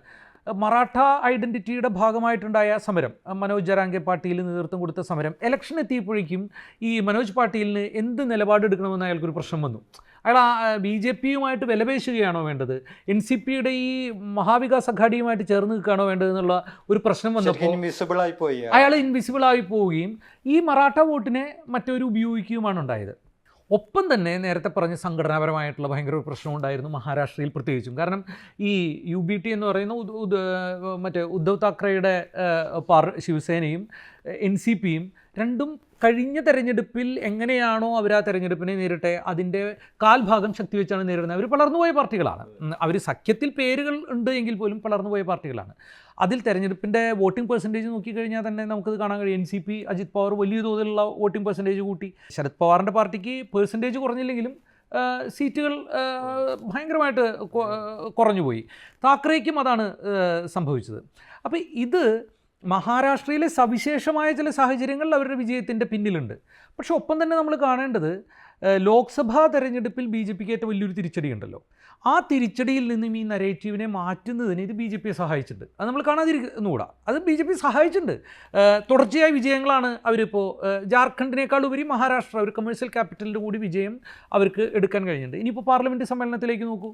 സ്വാഭാവികമായിട്ടും ഏറ്റവും വലിയ കോർപ്പറേറ്റ് സ്റ്റേറ്റ് കൂട്ടുകെട്ടിൻ്റെ അഴിമതിയാണ് പുറത്തു കൊണ്ടുവന്നിരിക്കുന്നത്. ഹിൻഡൻബർഗ് തൊട്ട് ഇപ്പോഴത്തെ അമേരിക്കൻ കോടതിയുടെ ഇൻഡിക്മെൻറ്റ് വരെയുള്ള ഇതിൽ ലോകത്ത് തന്നെ ഇത്രയും വലിയ തോതിൽ ഒരു കോർപ്പറേറ്റ് സ്റ്റേറ്റ് നെക്സസ് പ്രവർത്തിക്കുകയും ഒരു തട്ടിപ്പ് നടത്തുകയും ചെയ്തതാണ് പ്രശ്നം. പക്ഷെ അത് പാർലമെൻറ്റിൽ ചർച്ചയാകുമ്പോൾ ആ ചർച്ചയ്ക്കപ്പുറത്തേക്ക് അതിനെ പ്രതിരോധിക്കുന്നതിന് ജനങ്ങളുടെ മാൻഡേറ്റ് എന്ന് പറഞ്ഞിട്ട് അതിനെ പ്രതിരോധിക്കാൻ കഴിയുന്നൊരു തരത്തിലേക്ക് ഈ നരേറ്റീവിനെ മാറ്റിയെടുക്കാൻ ഈ വിജയം അവരെ സഹായിച്ചിട്ടുണ്ട്. പക്ഷെ അത് പൂർണ്ണമായും നിരാശാജനകമായിട്ട് അതിനെ കാണണം എന്നെനിക്ക് തോന്നുന്നില്ല. നേരത്തെ ഇവിടെ പറഞ്ഞ പോലെ ദേശീയ തലത്തിലുള്ള ഒരു തെരഞ്ഞെടുപ്പോ അല്ലെങ്കിൽ ഒരു രാഷ്ട്രീയ നരേറ്റീവോ വരുമ്പോൾ എനിക്ക് തോന്നുന്നത് ഈ മഹാരാഷ്ട്രയല്ല ആവർത്തിക്കുക, മറിച്ച് ഇപ്പോൾ 2024 തെരഞ്ഞെടുപ്പിൽ ബി ജെ പിയുടെ ഒരു ഡിൻഡ്ലിംഗ് ട്രെൻഡ് ഉണ്ടല്ലോ, ആ ട്രെൻഡായിരിക്കും യഥാർത്ഥ രാഷ്ട്രീയ പ്രശ്നങ്ങളെ ഉന്നയിച്ചുകൊണ്ട് മുന്നോട്ട് പോയാൽ ഇവർ ആവർത്തിക്കുക എന്ന് എനിക്ക് തോന്നുന്നു.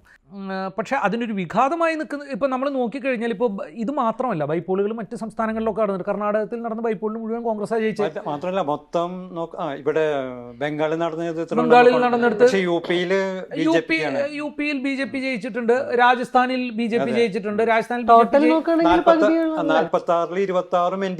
NDAക്കാണ് രാജസ്ഥാനിലൊക്കെ ജയിച്ചതെന്ന് പറഞ്ഞാൽ അവർ മറ്റേ സംസ്ഥാന ഭരണമുള്ള ഒരു പാർട്ടി എന്നുള്ള നിലയ്ക്ക് കൂടിയാണ് ജയിക്കുന്നത്. ഞാൻ പറയുന്നത് അത്ര നിരാശാജനകം എന്നെനിക്ക് തോന്നുന്നില്ല. മഹാരാഷ്ട്രയിലെ സവിശേഷ സാഹചര്യങ്ങൾ ഇതിൻ്റെ ഭാഗമാണ്.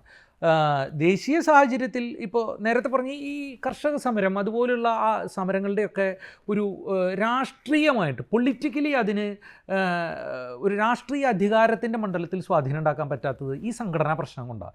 ഒരു പൊളിറ്റിക്കൽ ഇഷ്യൂവിനെ ഓർഗനൈസേഷനലി മുന്നോട്ട് കൊണ്ടുപോകുന്നതിനും അതിനെ ജനങ്ങളിലേക്ക് പരത്തുന്നതിനും വേണ്ട ഒരു മിഷനറി നമുക്കില്ല.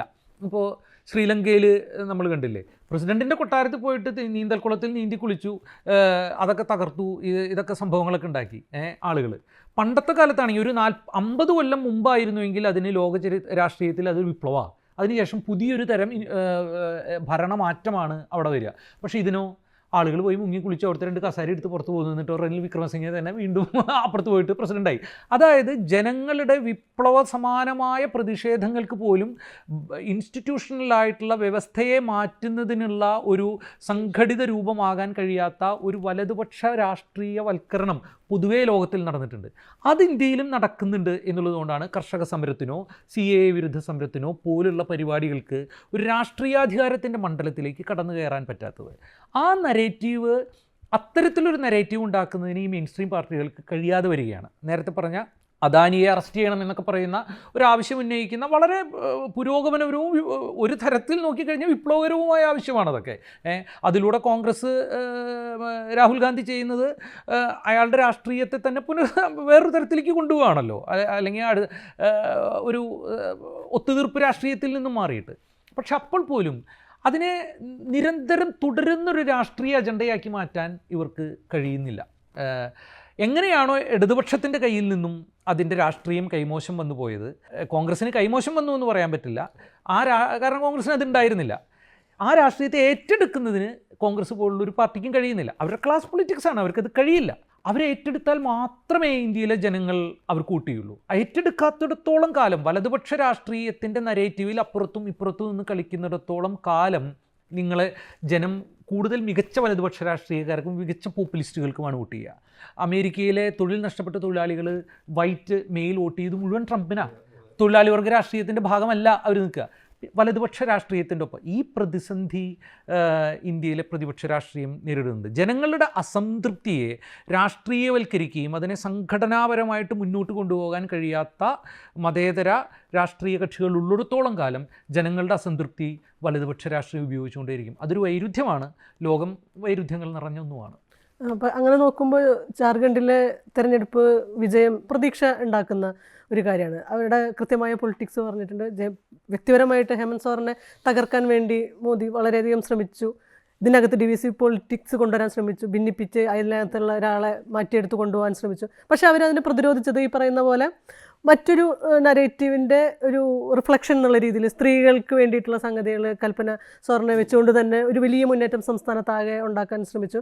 അതിനെ ഈ പറയുന്ന കോണ്ടെക്സ്റ്റിൽ പ്രതീക്ഷയോടെ കാണാൻ പറ്റുന്ന ഒന്നാണ്. ഇന്ത്യ മുന്നണി എന്നുള്ളത് ഒരു രാഷ്ട്രീയ കക്ഷി നിയന്ത്രിക്കുകയും ബാക്കിയുള്ളതൊക്കെ അതിൻ്റെ അലൈസ് എന്ന് പറയുന്ന രീതിയിലുള്ളതല്ല. അത് ഇന്ത്യ ഒരു ബ്ലോക്കാണ്, അതൊരു മുന്നണിയല്ല, ബ്ലോക്കാണ്. അപ്പോൾ അതുകൊണ്ട് ഫറൂഖ് അബ്ദുള്ള അല്ലെങ്കിൽ ഒമർ അബ്ദുള്ള ആണ് അവിടെ കാര്യങ്ങൾ തീരുമാനിക്കുന്നത്. ഹേമന്ത് സോറനാണ് ജാർഖണ്ഡ് തീരുമാനിക്കുന്നത്. അപ്പോൾ ബാക്കി ഓരോ അതിൻ്റെ ഘടന അങ്ങനെ തന്നെയാണ്. അത് നമ്മൾ മുന്നണിയെക്കുറിച്ചുള്ള നമ്മുടെ സങ്കല്പങ്ങളിൽ നിന്ന് ആണ് ഈ ഇങ്ങനെ കോൺഗ്രസ് ആണ് അവിടെ കോൺഗ്രസ് വളരെ വീക്കാണല്ലോ, അവിടെ JMM ആണല്ലോ എന്ന് പറയുമ്പോൾ എന്തോ ഒരു കുഴപ്പമാണെന്നല്ല, അവിടെ അതിനെ ചലിപ്പിക്കുന്നത് ആ പാർട്ടിയാണെന്നുള്ളതുകൊണ്ടാണ്. അപ്പോൾ അങ്ങനെ ഒരു പാർട്ടിക്ക് മാത്രമേ, അങ്ങനെ ഒരു സംവിധാനത്തിന് മാത്രമേ ദീർഘകാലാടിസ്ഥാനത്തിൽ നേരത്തെ പറഞ്ഞ ഈ അതുല്യമായ ആ സംഘാടന ശേഷിയുള്ള RSSന് നേടാൻ പറ്റുള്ളൂ. അതുല്യമായ സംഘാടന ശേഷി RSS എന്ന സംഘടന ഉണ്ടായിട്ട് 100 വർഷമായിട്ടുള്ളൂ. പക്ഷെ RSSന്റെ പ്രത്യയശാസ്ത്രത്തിന് നൂറ്റാണ്ടുകൾ പഴക്കമുണ്ട്. ആ നൂറ്റാണ്ടുകളിൽ ഒരുപാട് പ്രശ്നങ്ങൾ അതിജീവിച്ചിട്ടാണ് അവർ നേരത്തെ പറഞ്ഞ ഫൈൻ ട്യൂൺ ചെയ്യുന്നുണ്ടല്ലോ, ഒരു സ്ട്രാറ്റജി മാറ്റി കൊണ്ടുവരുന്നത്. എന്താണോ തന്നെ നിങ്ങളുടെ മുന്നിലുള്ള പ്രശ്നം അതിനെ അനലൈസ് ചെയ്തുകൊണ്ട് ആണ് അവർ റിഫൈൻ ചെയ്ത് കൊണ്ടുവരുന്നത്. അപ്പോൾ അങ്ങനെ കൃത്യമായിട്ടുള്ള ഒരു പ്രത്യയശാസ്ത്ര ഐഡിയോളജിക്കൽ ഡ്രിവൺ ആയിട്ടുള്ള ഒരു പ്രശ്നമാണ് നമ്മുടെ മുന്നിലുള്ളത്. അപ്പം അതിനെ എങ്ങനെ നേരിടും? അതിനെ നേരിടാൻ ഉണ്ടായിരുന്ന പ്രത്യയശാസ്ത്രമായ കഴിവുണ്ടായത് കമ്മ്യൂണിസ്റ്റുകൾക്കായിരുന്നു. ഒരു കർക്കശമായ പ്രത്യയശാസ്ത്ര ദാർഢ്യമുള്ളത് കമ്മ്യൂണിസ്റ്റുകൾക്കാണ്. ഇന്ത്യയിൽ പക്ഷേ അതിന് സാധ്യതയുണ്ടായിരുന്നില്ല. കാരണം ഇന്ത്യയിലുള്ള സെൻറ്റിമെൻറ്റ്സ് എന്താണെന്ന് മനസ്സിലാക്കാനോ അതിനനുസരിച്ച് സ്ട്രാറ്റജി ഡെവലപ്പ് ചെയ്യാനോ കമ്മ്യൂണിസ്റ്റിൽ കഴിയാത്തതുകൊണ്ട് അപ്രസക്തമാകും. പിന്നെയുള്ളത് ഈ റീജിയണൽ പ്ലേയേഴ്സാണ്. ഇപ്പോൾ സ്റ്റാലിനെ പോലെയുള്ളവർ, അല്ലെങ്കിൽ മമതയെ പോലുള്ളവർ, ഈ ഓരോ സ്ഥലങ്ങളിലുള്ള അത് ഒരു വലിയൊരു വീക്ക്നെസ് ആയിട്ട് നമ്മൾ കാണേണ്ടതില്ല. ഒരു ഗ്രാൻഡ് നെറേറ്റീവ് ഇല്ലാത്തത് കൊണ്ട്, അങ്ങനൊരു അലയൻസ്, ഗ്രാൻഡ് അലയൻസ് ഇല്ലാത്തത് കൊണ്ട് BJPയെ നേരിടാൻ പറ്റില്ല എന്നുള്ളതല്ല. ഇനി ഒരുപക്ഷെ ഇന്ത്യയുടെ യഥാർത്ഥ സ്വഭാവം റിഫ്ലക്റ്റ് ചെയ്യുന്ന BJPയുടെ ഒരു പ്രതിസന്ധി എന്ന് പറയുന്നത്, സംഘപരിവാറിൻ്റെ പ്രതിസന്ധി എന്ന് പറയുന്നത്, India is a too big country for them എന്നുള്ളതാണ്. അതിൻ്റെ അവരുടെ ഈ ഒരു യൂണിഫൈങ് പ്രത്യയശാസ്ത്രത്തിൻ്റെ ലഘൂകരണങ്ങൾക്കപ്പുറമാണ് ഇന്ത്യ എന്ന യാഥാർത്ഥ്യം. അപ്പം അതിനെ ഓരോ പ്രശ്നങ്ങൾ വരുമ്പോഴും അവർ സോൾവ് ചെയ്യുന്നുണ്ട്. ഇപ്പം ബിർസ മുണ്ട എന്ന് പറയുന്ന ഒരു ആദിവാസി നേതാവിനെ ഇപ്പോഴാണ് അവർ കണ്ടെത്തുന്നത്, ഇപ്പോഴാണ് അയാളെ ആദരിക്കപ്പെടണമെന്ന് തോന്നുന്നത്. അത് ഒരു സൊല്യൂഷനാണ്, അവരുടെ ഒരു സൊല്യൂഷനാണ്. അങ്ങനെ ഓരോന്നിനെയും ഐഡൻറ്റിഫൈ ചെയ്തുകൊണ്ടാണ് അവർ മുന്നിലുള്ള പ്രശ്നങ്ങളെ സോൾവ് ചെയ്തത്. ഇപ്പം മഹാരാഷ്ട്രയിൽ അവർ ഏറ്റവും വലിയ വെല്ലുവിളിയായിരുന്ന സംഘടനകളെ മുഴുവൻ പിളർത്തിക്കളഞ്ഞു. അത് വേറൊരു രീതിയാണ്. അപ്പോൾ ഇതിപ്പം ഇമ്മീഡിയറ്റ് ആയിട്ട് BJPയോ സംഘപരിവാറിനെ തോൽപ്പിക്കാനുള്ള ഒരു സാധ്യതയും നമുക്ക് ഇപ്പോഴും നിലനിൽക്കുന്നില്ല. അത് സാമ്പത്തികമായിട്ടുള്ള പിന്തുണയുണ്ട്, സംഘടനാ ശേഷിയുണ്ട്. അതിൻ്റെ അപ്പുറത്തേക്ക് മാത്രമല്ല, ഇതിൻ്റെ ഓപ്പോസിറ്റായിട്ടുള്ള ആളുകൾ ഡിവൈഡ് ചെയ്ത് പോയിട്ടുണ്ട്. പിന്നെ ഈ മുസ്ലിം വിരോധം എന്നുള്ളത് ഇന്ത്യയിൽ ഏറ്റവും കൂടുതൽ ചിലവാകുന്ന ഒരു കറൻസി. ആവശ്യമുള്ള സമയത്ത് എപ്പോൾ വിഡ്രോ ചെയ്യാം, അപ്പം എന്ത് പ്രശ്നം ഉണ്ടാകുമ്പോഴും അവർക്ക് വിഡ്രോ ചെയ്യാൻ പറ്റുന്ന സാധനമാണ് ഈ മുസ്ലിം. ഇപ്പോൾ എല്ലാ പ്രശ്നവും, അതിപ്പോൾ ഹലാൽ വിഷയമായാലും മുത്തലാഖ് വിഷയമായാലും CAA പ്രശ്നമായാലും ഇപ്പോൾ വഖഫായാലും വളരെ എളുപ്പത്തിൽ BJPക്ക് എൻകാഷ് ചെയ്യാൻ പറ്റുന്ന ഒരു അപ്പോൾ എന്ത് പ്രശ്നം ഉണ്ടാകുമ്പോഴും ഇതെടുത്ത് മുന്നോട്ട് വെച്ച് കഴിഞ്ഞാൽ മറ്റതൊക്കെ അപ്രസക്തമാവുന്ന ഒരു രീതിയുണ്ട്. അതിനെ എങ്ങനെ നമ്മൾ ഓവർകം ചെയ്യാം? ഏത് ഒരു പ്രതിസന്ധി ഘട്ടത്തിൽ BJPയെ സഹായിക്കുന്നത് അല്ലെങ്കിൽ RSSനെ സഹായിക്കുന്നത് ഇതാണ്.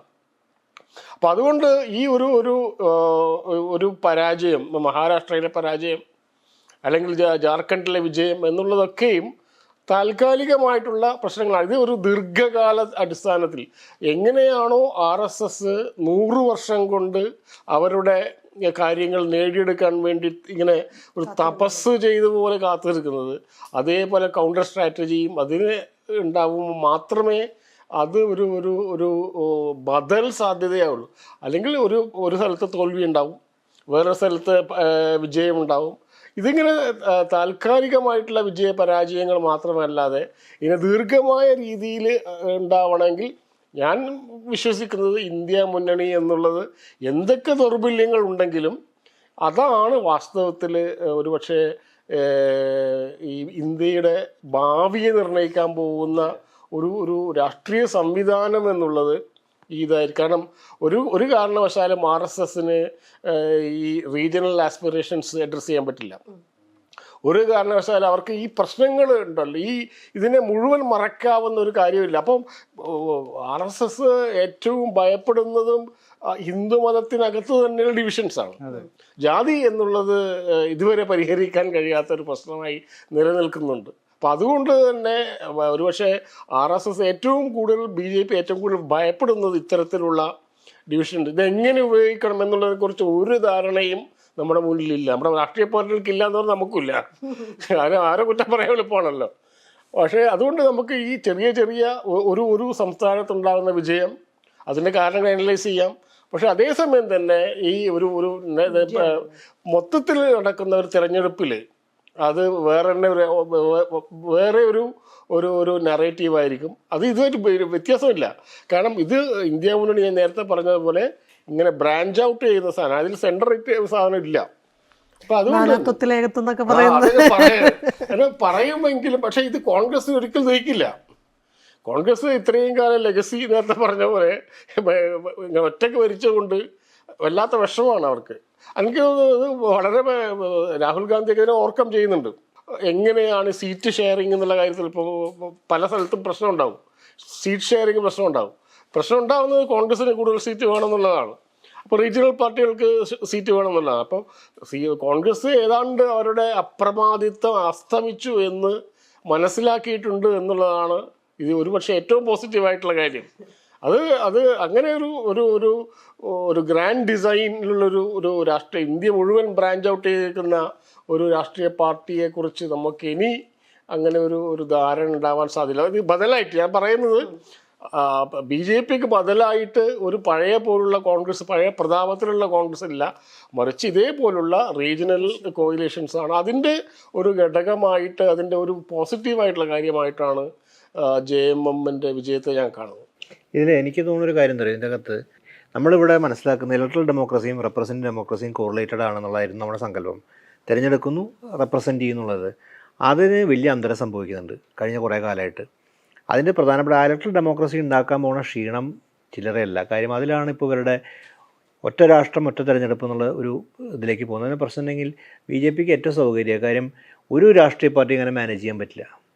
BJP ഇതെല്ലാം RS ഉപയോഗിച്ചുകൊണ്ട് മാനേജ് ചെയ്യാം. ഒരു നേഷനിൽ അവരുടെ പ്രധാനപ്പെട്ട സ്ഥലങ്ങൾ മുഴുവൻ മാനേജ് ചെയ്യാം അവർക്ക്. അത് കോൺഗ്രസിന് എളുപ്പമായിരിക്കില്ല. പിന്നെ ഒരു ഇലക്ഷൻ ഒരുമിച്ച് നടത്തുകയാണെങ്കിൽ ഫണ്ട് ഒരാൾക്കും മാനേജ് ചെയ്യാൻ പറ്റില്ല ഈ മറ്റ് രാഷ്ട്രീയ പാർട്ടികൾ. അപ്പോൾ അതീവ ദുർബലമാണ് അവരുടെ സാമ്പത്തിക ശേഷിയൊക്കെ. BJP നിലവിലെ സാഹചര്യം BJP എളുപ്പത്തിൽ മാനേജ് ചെയ്യാം. അതാണ് അവരതിന് ഊന്നുന്നത്. കാര്യം ഈ RSൻ്റെ സംഘടനാശേഷി, സാമ്പത്തികമായി അവരെ കോർപ്പറേറ്റിൽ ലഭിക്കുന്ന പിന്തുണ, അതെല്ലാം ഒരേ സമയത്തേക്ക് നിയമസഭ തെരഞ്ഞെടുപ്പ് എല്ലാ സ്ഥലത്തും നടക്കുകയാണെങ്കിൽ, എല്ലാ സംസ്ഥാനവും, ഇന്ത്യയിലെ എല്ലാ സംസ്ഥാനവും ഒരേ സമയം തെരഞ്ഞെടുപ്പ് നടക്കുകയാണെങ്കിൽ ഒരിക്കലും കോൺഗ്രസ് മാനേജ് ചെയ്യാൻ പറ്റില്ല. കാര്യം ഫണ്ടും ഇല്ല, മറ്റൊന്നുമില്ല. പക്ഷേ എളുപ്പത്തിൽ BJPക്ക് സംഘടന. അപ്പോൾ അതാണ് BJPന് ഊന്നുന്നത്. BJP ഒരു പക്ഷേ 84-ലോ 85-ലോ കോൺഗ്രസിന് ഇത് പറയാമായിരുന്നു. BJP അന്ന് പറയുമായിരുന്നില്ല. കാര്യം BJPക്ക് ഒന്നും ചെയ്യാൻ പറ്റില്ല. RS അന്ന് സംഘടന ഒക്കെ ഉണ്ടെങ്കിലും എളുപ്പമായില്ല BJPക്ക് അത് കടന്നു വരാൻ. പക്ഷേ ഇന്ന് BJP ആ ഡോമിനൻസ്. അതുകൊണ്ട് അവർ പിന്നെ ഒരു പ്രതീക്ഷ എന്ന് പറയുന്നത് ഇത്തരം ടോട്ടലിറ്റേറിയൻ ഐഡിയോളജിക്കലായിട്ടുള്ള ഇതുപോലെ പാർട്ടികൾ അധികകാലത്ത് അധികാരത്തിരിക്കില്ല. ലോകചരിത്രത്തിന്റെ അനുഭവം അതാണ്. അല്ല, അത് ഒരു വിഷ്വൽ തിങ്കിങ് അല്ലേ? അല്ല, അങ്ങനെ ഒരു പ്രാപഞ്ചിക നിയമമൊന്നും ഇല്ല. പ്രാപഞ്ചിക നിയമമില്ല. പക്ഷെ പൊതുവെ നമുക്ക് ചരിത്രത്തിലെ ട്രെൻഡുകൾ നോക്കിയാൽ അവരുടെ ഒരു കാലാവധി പറഞ്ഞാൽ 15, 20, 30, 25 കൊല്ലം. പക്ഷെ അതുകൊണ്ട് ആ 25 കൊല്ലം ഉണ്ടാക്കാൻ പോകുന്ന ദൂരവ്യാപകമായിട്ടുള്ള പ്രത്യാഘാതങ്ങളുണ്ട്. എത്ര മനുഷ്യർക്ക് ദുരന്തം നേരിടുന്നു, അതാണ് അതിൻ്റെ പ്രശ്നം. പക്ഷേ ഐഡിയോളജിക്കലത്തെ പാർട്ടിക്ക് നിൽക്കാൻ പറ്റില്ല. കാരണം ലോകത്ത് നിന്നിട്ടില്ല. കാര്യം അതിന് ഇൻറ്റേർണൽ ക്രൈസിസ് ഭയങ്കരമാണ് എന്നുള്ളത്. രണ്ടാമത്തെ ഇപ്പോൾ RSൻ്റെ കാര്യം പറഞ്ഞുകൊണ്ടാണ് അത് നമ്മൾ പ്രത്യേകം ആലോചിക്കേണ്ട.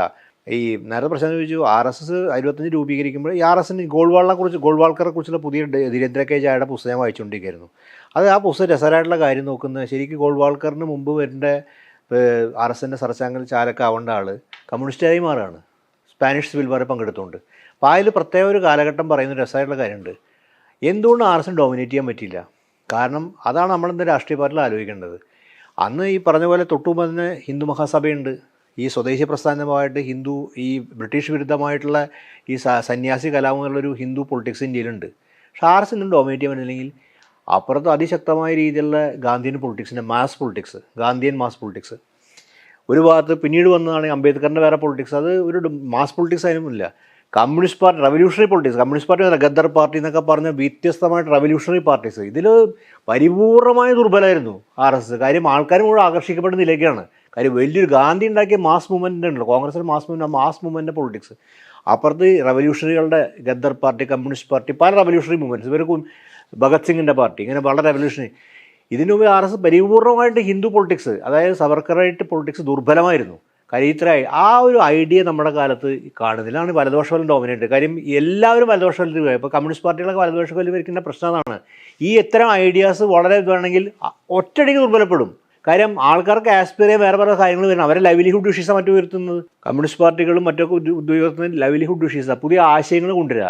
അതിനോടുകൂടി ഇവർ ദുർബലപ്പെടും. പക്ഷേ അതൊന്നും സാധിക്കുന്നില്ല. കാര്യം ഈ വലതുപക്ഷം എന്ന് പറയുന്ന ഒരു എന്താ പറയുക ഒരു ആശയം, അത് ഞാൻ ഹിന്ദുത്വം മാത്രമല്ല, അതിലേക്ക് എല്ലാവരും ആഗിരണം ചെയ്യപ്പെടുക. അതിലേക്ക് അതോടുകൂടി എന്താണ് ഇവർക്ക് ഡോമിനൻസ് കിട്ടുകയാണ്. നേരത്തെ പ്രമോദ് സൂചിപ്പിച്ചൊരു കാര്യമുണ്ട്, ഏതാ ബെസ്റ്റ് വലതുപക്ഷം, അവർ അംഗീകരിക്കുക എന്നുള്ളതാണ്. അപ്പോൾ ഇതാണ് നമ്മുടെ ദേശീയ പ്രസ്ഥാനത്തിന് പ്രത്യേകം ഉണ്ടായിരുന്നത്. ആ സ്ഥാനത്താണ് ഇവർ ദുർബലപ്പെടുന്നത്. ഇന്നിപ്പോൾ ആ ഒരു ഘട്ടത്തിൽ നിൽക്കുകയാണ്. അതുകൊണ്ട് ഒരു പുതിയ നരേറ്റീവും പുതിയ ഓൾട്ടർനേറ്റീവായിട്ടുള്ള ഇമാജിനേഷൻസ്, പുതിയ ആശയം കൊണ്ടുവരാൻ പറ്റാത്തോളം കാലം ഇതിനെ നേരിടുക എന്ന് പറയുന്നത് സാങ്കല്പികമായിരിക്കും. പക്ഷേ രാഹുൽ ഗാന്ധി, എൻ്റെ അഭിപ്രായം, ഞാൻ രാഹുൽ ഗാന്ധിയോട് എനിക്കൊരു അഭിമുഖം തോന്നുന്ന കാര്യം വെച്ചിട്ടുണ്ടെങ്കിൽ, രാഹുൽ ഗാന്ധി ഈ ലെഗസിയുടെ അകത്തല്ല വർക്ക് ചെയ്യുന്നത്. അതിൽ പല കാസ്റ്റ് സർവേ കോൺഗ്രസ് ആവശ്യപ്പെടും. ലോകത്ത് ഏത് കോൺഗ്രസ് ആവശ്യപ്പെടും? അത് സോഷ്യലിസ്റ്റുകളുടെ സ്ഥാനമായിരുന്നു. സോഷ്യലിസ്റ്റുകളുടെ ആവശ്യപ്പെട്ട സ്ഥാനമായിരുന്നു. സോഷ്യലിസ്റ്റുകൾ ദുർബലപ്പെടുത്തിയ വേറെ രാഷ്ട്രീയമുണ്ട്, അതെല്ലാം പറയാൻ നമുക്ക് വേറെ അന്വേഷിക്കേണ്ട കാര്യം. നിതീഷ് കുമാറൊക്കെ അതിൻ്റെ പറയുന്നത്. പക്ഷേ കാസ്റ്റ് സർവേ മഹാരാഷ്ട്ര ഉയർത്തിയിട്ടുണ്ട്. അതിനൊക്കെ BJP ഇതിന് ഉപയോഗിക്കുന്നുണ്ട്. അത്ര സർവേകൾ ഇല്ലാതിരിക്കാൻ വേണ്ടിയാണ്. അതിപ്പോൾ മഹാരാഷ്ട്രയിൽ അത് ഞങ്ങൾ ഹരിയാന ജയിച്ചു, കാര്യം ഇനിയിപ്പോൾ കാസ്റ്റ് സർവേ ഇല്ലാതിരിക്കാൻ വേണ്ടി. പക്ഷേ അപ്പോൾ കോൺഗ്രസ് അങ്ങനെ റീഇൻവെൻറ്റ് ചെയ്യാനുള്ള ശ്രമം നടക്കുന്നുണ്ട്. അതെനിക്ക് തോന്നുന്നു ആ ഒരു പ്രത്യേക മുഹൂർത്തത്തിൽ വിജയത്തിലേക്ക് മുന്നോട്ട് പോകാനുള്ള സകല സാധ്യതയുണ്ട്. കാര്യം എന്ന് പറയുമ്പോൾ ഈ ഒരു ഫാഷിസ്റ്റ് സ്വഭാവം ഒരു പാർട്ടിക്ക് അധികാരം നിലനിൽക്കാൻ പറ്റില്ല. പലത് ഇന്റേണൽ ക്രൈസിൽ ഭയങ്കര വരും. നമ്മൾ പലപ്പോഴും ഫാഷിസ്റ്റ് പാർട്ടി എന്ന് പറയുന്ന സമയത്ത് കാണുന്ന വ്യത്യാസം ഇന്ത്യയിലുണ്ട്. കാരണം മുസോളിനിയുടെ പാർട്ടിയാണെങ്കിൽ ഏകശിലാരൂപമായിട്ടൊരു പാർട്ടി, ഇപ്പം നമ്മൾ ഇതേയുള്ള കാര്യം അല്ലെങ്കിൽ ഫ്രാങ്കോൻ്റെ, ഇവിടെ അതല്ല. ഇവിടെ പൊളിറ്റിക്കൽ പാർട്ടിയുടെ ഓർഗനൈസേഷൻ RSS, പൊളിറ്റിക്കൽ പാർട്ടിയുടെ BJP, അതിനും പല ഫീഡറൽ ഓർഗനൈസേഷൻസും. ഇത് മറ്റേ ജർമ്മൻ നാഷണൽ പാർട്ടിക്ക് ഉണ്ടായിട്ടില്ല. അപ്പോൾ അതിൻ്റെ ഒരു സംഘടന ഹൈഡ്ര ലൈക്ക് സംഘടനയുള്ളത്. അത് വലിയൊരു വളരെ ഇൻവെൻറ്റീവായിട്ട് നമ്മൾ RSSനെ പല കാര്യങ്ങളും മനസ്സിലാക്കുന്നുണ്ട്. വളരെ ഇൻവെൻറ്റീവാണ് ഓർഗനൈസേഷൻ. അത് പ്രമോദ് പറഞ്ഞാൽ ശരിയാണ്, നിരന്തരമായിട്ട് ഇൻവെൻറ്റ് ചെയ്യാൻ അവർക്ക് പറ്റുന്നു. കൾച്ചറലിയും പൊളിറ്റിക്കലി ഇൻവെൻറ്റ് ചെയ്യാനും ഓർഗനൈസേഷൻ ബിൽഡപ്പ് ചെയ്യാൻ, പനവാസി, കല്യാൺ മഞ്ച്, അതും ഇതെന്നൊക്കെ പറഞ്ഞ് പല ഓർഗനൈസേഷൻ. അപ്പോൾ ഇതിൻ്റെ മുമ്പിൽ അന്തം വിട്ട് നിൽക്കുകയാണ് ഇവിടുത്തെ എന്നിട്ട് അല്ലെങ്കിൽ അതുപോലെ അവസരമിക്കുക. ഞാൻ വീണ്ടും പറയുന്നത്, കമ്മ്യൂണിസ്റ്റ് പാർട്ടി ഒരു കാലത്ത് നാഷണൽ ലെവലിൽ വളരെ ഡോമിനൻറ്റ് പാർട്ടിയായിരുന്നു. കമ്മ്യൂണിസ്റ്റ് പാർട്ടി ഒരു കമ്മ്യൂണിസ്റ്റ് ആശയത്തിന് ഡോമിനൻസ് ഉണ്ട്. ഇപ്പോൾ കമ്മ്യൂണിസ്റ്റ് പാർട്ടി കമ്മ്യൂണിസ്റ്റ് ആശയം, ലെഫ്റ്റ് ആശയം എല്ലാവരും സ്വീകരിച്ചിരുന്നു. ഇത് രാഹുൽ ഗാന്ധി ആദ്യമായിട്ടൊന്നും ലെഫ്റ്റ് ആശയം, നെഹ്റു ലെഫ്റ്റ് ആയിരുന്നു അലക്കി. പക്ഷേ ഇവിടുത്തെ നമ്മുടെ ലെഫ്റ്റ് ഇത് തിരിച്ചറിയാതെ അവരെ സംബന്ധിച്ചുള്ള ഇപ്പോൾ പ്രിയങ്കയ്ക്ക് ജമാഅത്ത് ഇസ്ലാമി പിന്തുണയ്ക്കുന്നുണ്ടെന്നൊക്കെ പറയുന്ന തരത്തിൽ, രാഷ്ട്രീയം പറയുന്ന തരത്തിൽ ഒരു ഐഡിയ നിലയ്ക്ക് അവർക്ക് വികസിപ്പിക്കാൻ പറ്റുന്നില്ല. അത് ഒരു കൾച്ചറൽ ഐഡിയ ആയിരിക്കും. അത് വളരെ പെരോക്കയിലായിട്ടുള്ള എങ്ങനെയെങ്കിലും ചേലക്കര ജയിക്കുക എന്നുള്ളതാണ് ആത്യന്തികമായിട്ട് അന്താരാഷ്ട്ര രാഷ്ട്രീയം പറയുന്ന സംഘടനയുടെ ലക്ഷ്യം. അത് എവിടെ എത്തും? ഇത് അധികകാലം നീണ്ടു നിൽക്കില്ല. ഫാഷിസ്റ്റ് ഭരണകൂടങ്ങളിൽ നിന്ന് ഇത്തരത്തിലുള്ള ടോട്ടാലിറ്റേറിയൻ റെജീംസ് അധികകാലം നീണ്ടു നിൽക്കില്ല എന്നുള്ളത് അത് ശരിയാണ്. കാരണം അത് പിടിച്ചു നിൽക്കുന്നത് തന്നെ ഒരു വയലൻസിൻ്റെ പിടുത്തമാണത്. പലതരത്തിലുള്ള വയലൻസ് ഉണ്ട്. അത് വെറും ഒപ്രഷൻ്റെ വയലൻസ് മാത്രമല്ല, ഒരു ഡിസ്കോഴ്സിനെ മൊത്തം വയലൻ്റ് ആക്കുന്നതിൻ്റെ ഭാഗം കൂടിയായിട്ടാണ് പിടിച്ചു നിൽക്കുന്നത്. വയലൻ്റ് ആകുന്ന ഓരോ മനുഷ്യനും ഒരു സമഗ്രാധിപത്യ ഭരണകൂടത്തെ സാധ്യമാക്കുകയാണ് ചെയ്യുന്നത്. അപ്പോൾ ഒരു ആൾക്കൂട്ട ആക്രമണം ഉണ്ടാവുന്നു എന്ന് പറയുന്നത് തന്നെ ആളുകൾക്ക് ഭരണകൂടത്തെ നിലനിർത്തുന്ന ഒരു സാധനമാണ്. പക്ഷെ അതിൽ എനിക്ക് തോന്നുന്നൊരു കാര്യം എന്ന് പറയുന്നത്, നമ്മൾ ചരിത്രത്തിൽ തന്നെ നോക്കിയാലും ഇപ്പോഴുള്ള ടോട്ടാലിറ്റേറിയൻ റെജീംസിനെ നോക്കിയാലും അത്തരം റെജിമുകൾ അത് ആഭ്യന്തരമായ പ്രശ്നങ്ങളുടെ ഭാഗമായിട്ട് തകരുന്നതിൻ്റെ സാധ്യതകൾ കുറച്ച് കുറഞ്ഞു വരുന്നുണ്ട്. അത് ഈ മൊത്തം വലതുപക്ഷവൽക്കരണത്തിൻ്റെ ഇപ്പോൾ തുർക്കിയിൽ എർദുഗാനെതിരെ അതിഭയങ്കരമായിട്ടുള്ള അതിശക്തമായിട്ടുള്ള പ്രതിഷേധമാണ് തുർക്കിയിൽ ഉള്ളത്. പക്ഷേ ഈ നേരത്തെ പറഞ്ഞ പോലെ ഒരു ഇലക്ട്രൽ മിഷനറിയെയും ഒരു സിസ്റ്റത്തെയും, അതായത് വലതുപക്ഷ ഡിസ്കോഴ്സിനെ ഇപ്പോൾ പറഞ്ഞ പോലെ ഒരു സ്ട്രക്ചറലാക്കി മാറ്റാൻ കഴിയുന്നു എന്നുള്ളതൊരു ആ ഘടനയെ തന്നെ മാറ്റുമ്പോൾ വീണ്ടും വീണ്ടും അയാൾ തന്നെ എന്തൊക്കെ പ്രശ്നങ്ങളുണ്ടെങ്കിലും അവസാനം ഇപ്പോൾ എർദുഗാൻ ജയിക്കുന്ന പോലെ മറ്റൊരു തരത്തിൽ ജയിക്കുന്ന പോലെ ഉള്ളൊരു സംഭവം ഉണ്ടാവുകയാണ്. ബ്രസീലിലാണ് അത് ഒരു തരത്തിൽ അതിനെ മറികടക്കാൻ കഴിഞ്ഞ ഒരു ഇലക്ട്രൽ വിക്ടറി എന്ന് പറയുന്നത് ബൊൺസലായെ മാറ്റിയിട്ട് ലുല വന്ന ഒരു ഇതുണ്ടായത്. ഇത് ബാക്കിയുള്ള ഇപ്പോൾ ട്രംപിൻ്റെ തിരിച്ചുവരവ്, ഇപ്പോൾ യൂറോപ്പിലാണെന്ന് വെച്ചാൽ ഹംഗറിയിലും മറ്റുള്ളയിടത്തും ഒക്കെ ഉണ്ടാകുന്ന വലതുപക്ഷ മുന്നേറ്റങ്ങൾ, സോഷ്യൽ ഡെമോക്രാറ്റുകൾക്ക് അധികാരമുള്ള സ്ഥലത്ത് പോലും ഈ മൊത്തം ഡിസ്കോഴ്സ് ഈ വലതുപക്ഷ കുടിയേറ്റ വിരുദ്ധ ഡിസ്കോഴ്സായി മാറുന്നതിൻ്റെ സാധ്യത ഫ്രാൻസ് ഒഴിച്ച് അങ്ങനെ നിൽക്കുന്ന ഒരു സാധനമുണ്ട്. ഈ ചരിത്രത്തിൽ നമ്മൾ ഈ കടുത്ത സമഗ്രാധിപത്യ ഭരണകൂടങ്ങൾ പൊളിഞ്ഞുപോയത് മുഴുവൻ എക്സ്റ്റേണൽ പ്രഷറുണ്ടാകും. പുറത്ത് ഈ ഭരണകൂടങ്ങൾ ലോകത്ത് തന്നെ ഉണ്ടാക്കുന്ന വലിയ തരത്തിലുള്ള ഒരു വയലൻസിൻ്റെയും ആക്രമണത്തിൻ്റെയും ഒക്കെ സാഹചര്യത്തിൽ ആണ് പുറത്തു നിന്നുള്ള ആക്രമണങ്ങൾ, അകത്തു നിന്നുള്ള പ്രതിഷേധങ്ങളും കൂടിച്ചേരുമ്പോഴാണ് ഇത് പോകുന്നത്. ഇതിന് ഇന്നത്തെ നിലയ്ക്കൊരു സാധ്യതയില്ല. പുറത്തു നിന്നുള്ള അത്തരത്തിലുള്ളൊരു എക്സ്റ്റേണൽ പ്രഷറിനുള്ള സാധ്യത കുറവാണ്. കാരണം ഇവർ തന്നെ അത്തരത്തിലുള്ള ഇടപെടലുകളെല്ലാം ഉണ്ടാക്കുന്നത്. ലോക സാഹചര്യം തന്നെ ട്രേഡിൻ്റെയും മറ്റു രൂപത്തിലുമൊക്കെ ഉള്ളൊരു ഇതിലേക്ക് അത്തരത്തിലുള്ള പരസ്പരാക്രമണങ്ങൾ സൈനികമായി നടത്തുന്നതിലേക്ക് അല്ല ഇപ്പോൾ പോയിക്കൊണ്ടിരിക്കുന്നത്. എന്ന് മാത്രമല്ല, ഇന്ത്യയിലെ ഹിന്ദുത്വ ഫാഷിസം നേരത്തെ പ്രസാദ് വളരെ കൃത്യമായിട്ട് പറഞ്ഞ പോലെ തന്നെ അതിൻ്റെ സ്വഭാവം എന്ന് പറയുന്നത് നമ്മൾ ചരിത്രത്തിൽ ഫാഷിസ്റ്റ് ഭരണകൂടങ്ങൾ രൂപപ്പെട്ടൊരു സ്വഭാവമല്ല. ഇപ്പോൾ ജർമ്മനിയിലായാലും ഇറ്റലിയിലായാലും ഒക്കെ അത് രൂപപ്പെടുന്നത് വളരെ ചെറിയൊരു അതിന് നീണ്ട ഒരു ചരിത്രകാലം ഉണ്ട്, നമുക്ക് കാണാൻ കഴിയും. പലതരത്തിലുള്ള കാലം അതിൻ്റെ പിന്നിലുണ്ട്, അത് രൂപപ്പെടലിന് അതെല്ലാ ചരിത്ര സംഭവങ്ങളിലും ഉണ്ടല്ലോ. പക്ഷേ അത് മാറ്റി നിർത്തി കഴിഞ്ഞാൽ ചെറിയൊരു ചരിത്രകാലത്തിൻ്റെ ഒരു കുഴമറിച്ചിലും ഒരു തീയും ഒക്കെയാണ് അതിനെ പെട്ടെന്ന് രൂപപ്പെടുന്നത്. ഇന്ത്യയിൽ അങ്ങനെയല്ല. ഇന്ത്യയിലെ ഫാഷിസ്റ്റ് ഭരണകൂടം രൂപപ്പെടുന്നത് ഈ തരത്തിലുള്ള നാനാവിധമായിട്ടുള്ള അംഗോപാംഗങ്ങൾ ഉപയോഗിച്ചുകൊണ്ട് അതിനെ പ്രവർത്തിച്ചുകൊണ്ട് അധികാരമില്ലാത്ത കാലത്ത് ഇലക്ട്രൽ ഡെമോക്രസിയുടെയും ഇവിടുത്തെ പൗരസമൂഹത്തിൻ്റെ ഡിസ്കോഴ്സിൻ്റെയും ഭാഗമായിട്ട് തന്നെ അവർ കടന്നു എന്നുള്ളതാണ്. അവരതിനെ വയലേറ്റ് ചെയ്യാതെ തന്നെ കിടക്കുകയും തങ്ങളുടെ ഐഡിയോളജിക്ക് ഡൊമിനൻ്റ് നേച്ചർ ഉണ്ടാകുന്ന ഒരു കാലം വരെയും അവരങ്ങനെ തന്നെയാണ് കിടന്നത്. അതുകൊണ്ട് എന്താ, ഒരു തെരഞ്ഞെടുപ്പ് രാഷ്ട്രീയത്തിൽ വളരെ സ്വാഭാവികമായി ജയിക്കാവുന്ന ഒന്നായി എന്തു മാറി? ഒരു ഫാഷിസ്റ്റ് ഐഡിയോളജി മാറുകയാണ്. ഇപ്പോൾ ഈ ഫാഷിസ്റ്റ് ഐഡിയോളജി തെരഞ്ഞെടുപ്പ് രാഷ്ട്രീയത്തിൻ്റെ സ്വാഭാവികമായ ഭാഗമായി മാറി. ഇനി തെരഞ്ഞെടുപ്പ് രാഷ്ട്രീയത്തിലൂടെ അതിനെ അൺസെറ്റിൽ ചെയ്യണമെങ്കിൽ വലിയ ബുദ്ധിമുട്ടാണ്. കാരണം എന്താ, തെരഞ്ഞെടുപ്പിനെയും തെരഞ്ഞെടുപ്പ് രാഷ്ട്രീയത്തിനെയും അവരുടെ ഡൊമിനൻസിലേക്ക് കൊണ്ടുവന്നു കഴിഞ്ഞു. ഇപ്പോൾ മഹാരാഷ്ട്രയിലൊക്കെ സംഭവിച്ച പോലെ എത്രയൊക്കെ ശ്രമിച്ചാലും വീണ്ടും അവർ തന്നെ ജയിച്ചു വരിക എന്നുള്ള ഒരു പരിപാടി ഉണ്ടായി വരികയാണ്. ഇതിനെ മാറ്റുക എന്ന് പറയുന്ന ഒരു തെരഞ്ഞെടുപ്പിലൂടെ ഇതിനെ മാറ്റുക എന്ന് പറയുന്നത് ഭയങ്കര ചലഞ്ചാണ്.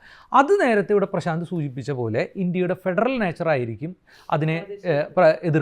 അതിനെ തകർക്കാൻ പോകുന്നത്. കാരണം നേരത്തെ നമ്മൾ ലോകത്ത് ചരിത്രത്തിൽ കണ്ട ഈ എക്സ്റ്റേണൽ പ്രഷർ ഉണ്ടല്ലോ, ഈ എക്സ്റ്റേണൽ പ്രഷർ ഇന്ത്യയിൽ വർക്ക് ചെയ്യുന്നത് BJPയുടെ ഇന്ത്യ എന്ന് പറയുന്നത്, സംഘപരിവാറിൻ്റെ ഇന്ത്യ എന്ന് പറയുന്നത് തമിഴ്നാടിൻ്റെയും ബംഗാളിൻ്റെയും ഒക്കെ ഒരു അന്യരാജ്യമാണ്.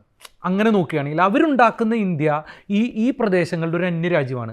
സത്യത്തിൽ BJPയുടെ ഈ മൊണോലിത്തിക് ഹിന്ദുത്വ ഇന്ത്യക്ക് നേരെ നടക്കുന്ന ഈ ഇന്ത്യയുടെ മറ്റ് ഭാഗങ്ങളിൽ നിന്നുള്ള ഒരു രാഷ്ട്രീയ കരാറിൻ്റെ ഭാഗമായിട്ടാണ് നമ്മൾ ഇന്ത്യയായിട്ടിരിക്കുന്നത്. അല്ലാണ്ട് നമ്മൾ വെറുതെ അങ്ങ് ഇന്ത്യക്കാരാവുകയതല്ലോ, ഒരു പൊളിറ്റിക്കൽ കോൺട്രാക്റ്റാണ്. ഈ പൊളിറ്റിക്കൽ കോൺട്രാക്റ്റിനെ വയലേറ്റ് ചെയ്ത് ഇന്നു മുതൽ നിങ്ങളൊക്കെ ഇതിൻ്റെ കീഴിലാണെന്ന് പറയുമ്പോൾ അങ്ങനെയല്ല. ഒരു കരാറിൻ്റെ ഭാഗമായിട്ട്, ഒരു രാഷ്ട്രീയ കരാറിൻ്റെ ഭാഗമായിട്ട് ഇന്ത്യക്കാരാവാൻ സമ്മതിച്ച മനുഷ്യർ അവരെ BJP അവരുടെ മൊണോലിത്തിക് ഹിന്ദുത്വ ഇന്ത്യയുടെ ഭാഗമാക്കാൻ ശ്രമിക്കുമ്പോൾ തിരിച്ചു നടത്തുന്നൊരു കലാപം ഉണ്ടല്ലോ, അത് പല രൂപത്തിലായിരിക്കാം. അതാണ് ഒരു പക്ഷേ ഇന്ത്യ ഇങ്ങനെ നിലനിൽക്കണോ എന്ന് പോലും നിശ്ചയിക്കുന്ന ഒരു സാധനം. ആ സാധ്യത ആണ് ഇനിയുള്ളത്. ഒരു പക്ഷേ അത്തരമൊരു സാധ്യതയാണ് BJP ഭയപ്പെടുന്നതും. ആ സാധ്യത ഇല്ലാതാക്കാനാണ് നേരത്തെ പറഞ്ഞ 1 നേഷൻ 1 ഇലക്ഷൻ പ്രഖ്യാപിക്കുന്നതിൽ പോലും. കാരണം വൈവിധ്യമാർന്ന പ്രശ്നങ്ങൾ ഉന്നയിച്ചുകൊണ്ട് ഇലക്ഷൻ നടന്നു കഴിഞ്ഞാൽ ഈ സാധ്യത ഈ പ്രശ്നം ഉയർന്നു വരികയും BJPയുടെ ഈ ഐഡിയോളജി ചോദ്യം ചെയ്യപ്പെടുകയും ചെയ്യും. BJPയെ ഐഡിയോളജിക്കലി ചോദ്യം ചെയ്യാതെ നിങ്ങൾക്ക് അവരുടെ സംഘടനാ മിഷനറിയെ ചോദ്യം ചെയ്തുകൊണ്ട് മാത്രം അവരെ പരാജയപ്പെടുത്താൻ കഴിയില്ല. കേരളത്തിലടക്കം നടക്കുന്ന ഒരു പ്രശ്നം എന്ന് പറയുന്നത്, എങ്ങനെയാണോ BJP കേന്ദ്രത്തിൽ സുഘടിതമായ ഒരു മിഷനറി ഉപയോഗിച്ചുകൊണ്ട് തെരഞ്ഞെടുപ്പുകളിൽ നിരന്തരം ജയിച്ചുകൊണ്ടിരിക്കുന്നത്, അതേപോലെ തെരഞ്ഞെടുപ്പുകൾ ജയിക്കാനാണ് ഇവിടെ CPM ശ്രമിക്കുന്നത്. വളരെ സുസംഘടിതമായ, വളരെ കെട്ടുറപ്പുള്ള ഒരു മിഷനറി ഉപയോഗിച്ചുകൊണ്ട് ബംഗാളിൽ അതാ ചെയ്തിരുന്നത്. ഒരു മിഷനറി ഉണ്ടാക്കി, ആ മിഷനറി പൊളിഞ്ഞോട് കൂടിയിട്ട് ഇപ്പോൾ പൊടി പോലും ഇല്ല കണ്ടുപിടിക്കാൻ എന്നുള്ള മട്ടിലാണ്. ആ യന്ത്ര സംവിധാനമാണ് പൊളിഞ്ഞു പോകുന്നത്. കേരളത്തിലും അതാണ് ശ്രമിക്കുന്നത്. പക്ഷെ അങ്ങനെ ശ്രമിക്കുമ്പോൾ നിങ്ങൾ സാധൂകരിക്കുന്നത് വളരെ അൺഡെമോക്രാറ്റിക് ആയിട്ടുള്ള ജനാധിപത്യ വിരുദ്ധമായിട്ടുള്ളൊരു തെരഞ്ഞെടുപ്പ് പ്രക്രിയയാണ്.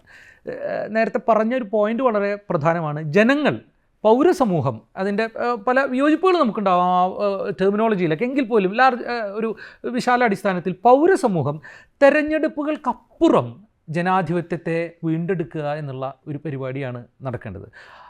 അങ്ങനെ വീണ്ടെടുക്കുമ്പോഴാണ് തെരഞ്ഞെടുപ്പ് ജനാധിപത്യപരമാകാൻ പോകുന്നത്. തെരഞ്ഞെടുപ്പിനെ ജനാധിപത്യ പ്രക്രിയയാക്കി മാറ്റണമെങ്കിൽ BJPയെയും സംഘപരിവാറിനെയും ഒപ്പം CPM അടക്കമുള്ള ടൊട്ടാലിറ്റേറിയൻ റെജീമിൻ്റെ എല്ലാ സമഗ്രാധിപത്യ സ്വഭാവങ്ങളും ഉള്ള രാഷ്ട്രീയ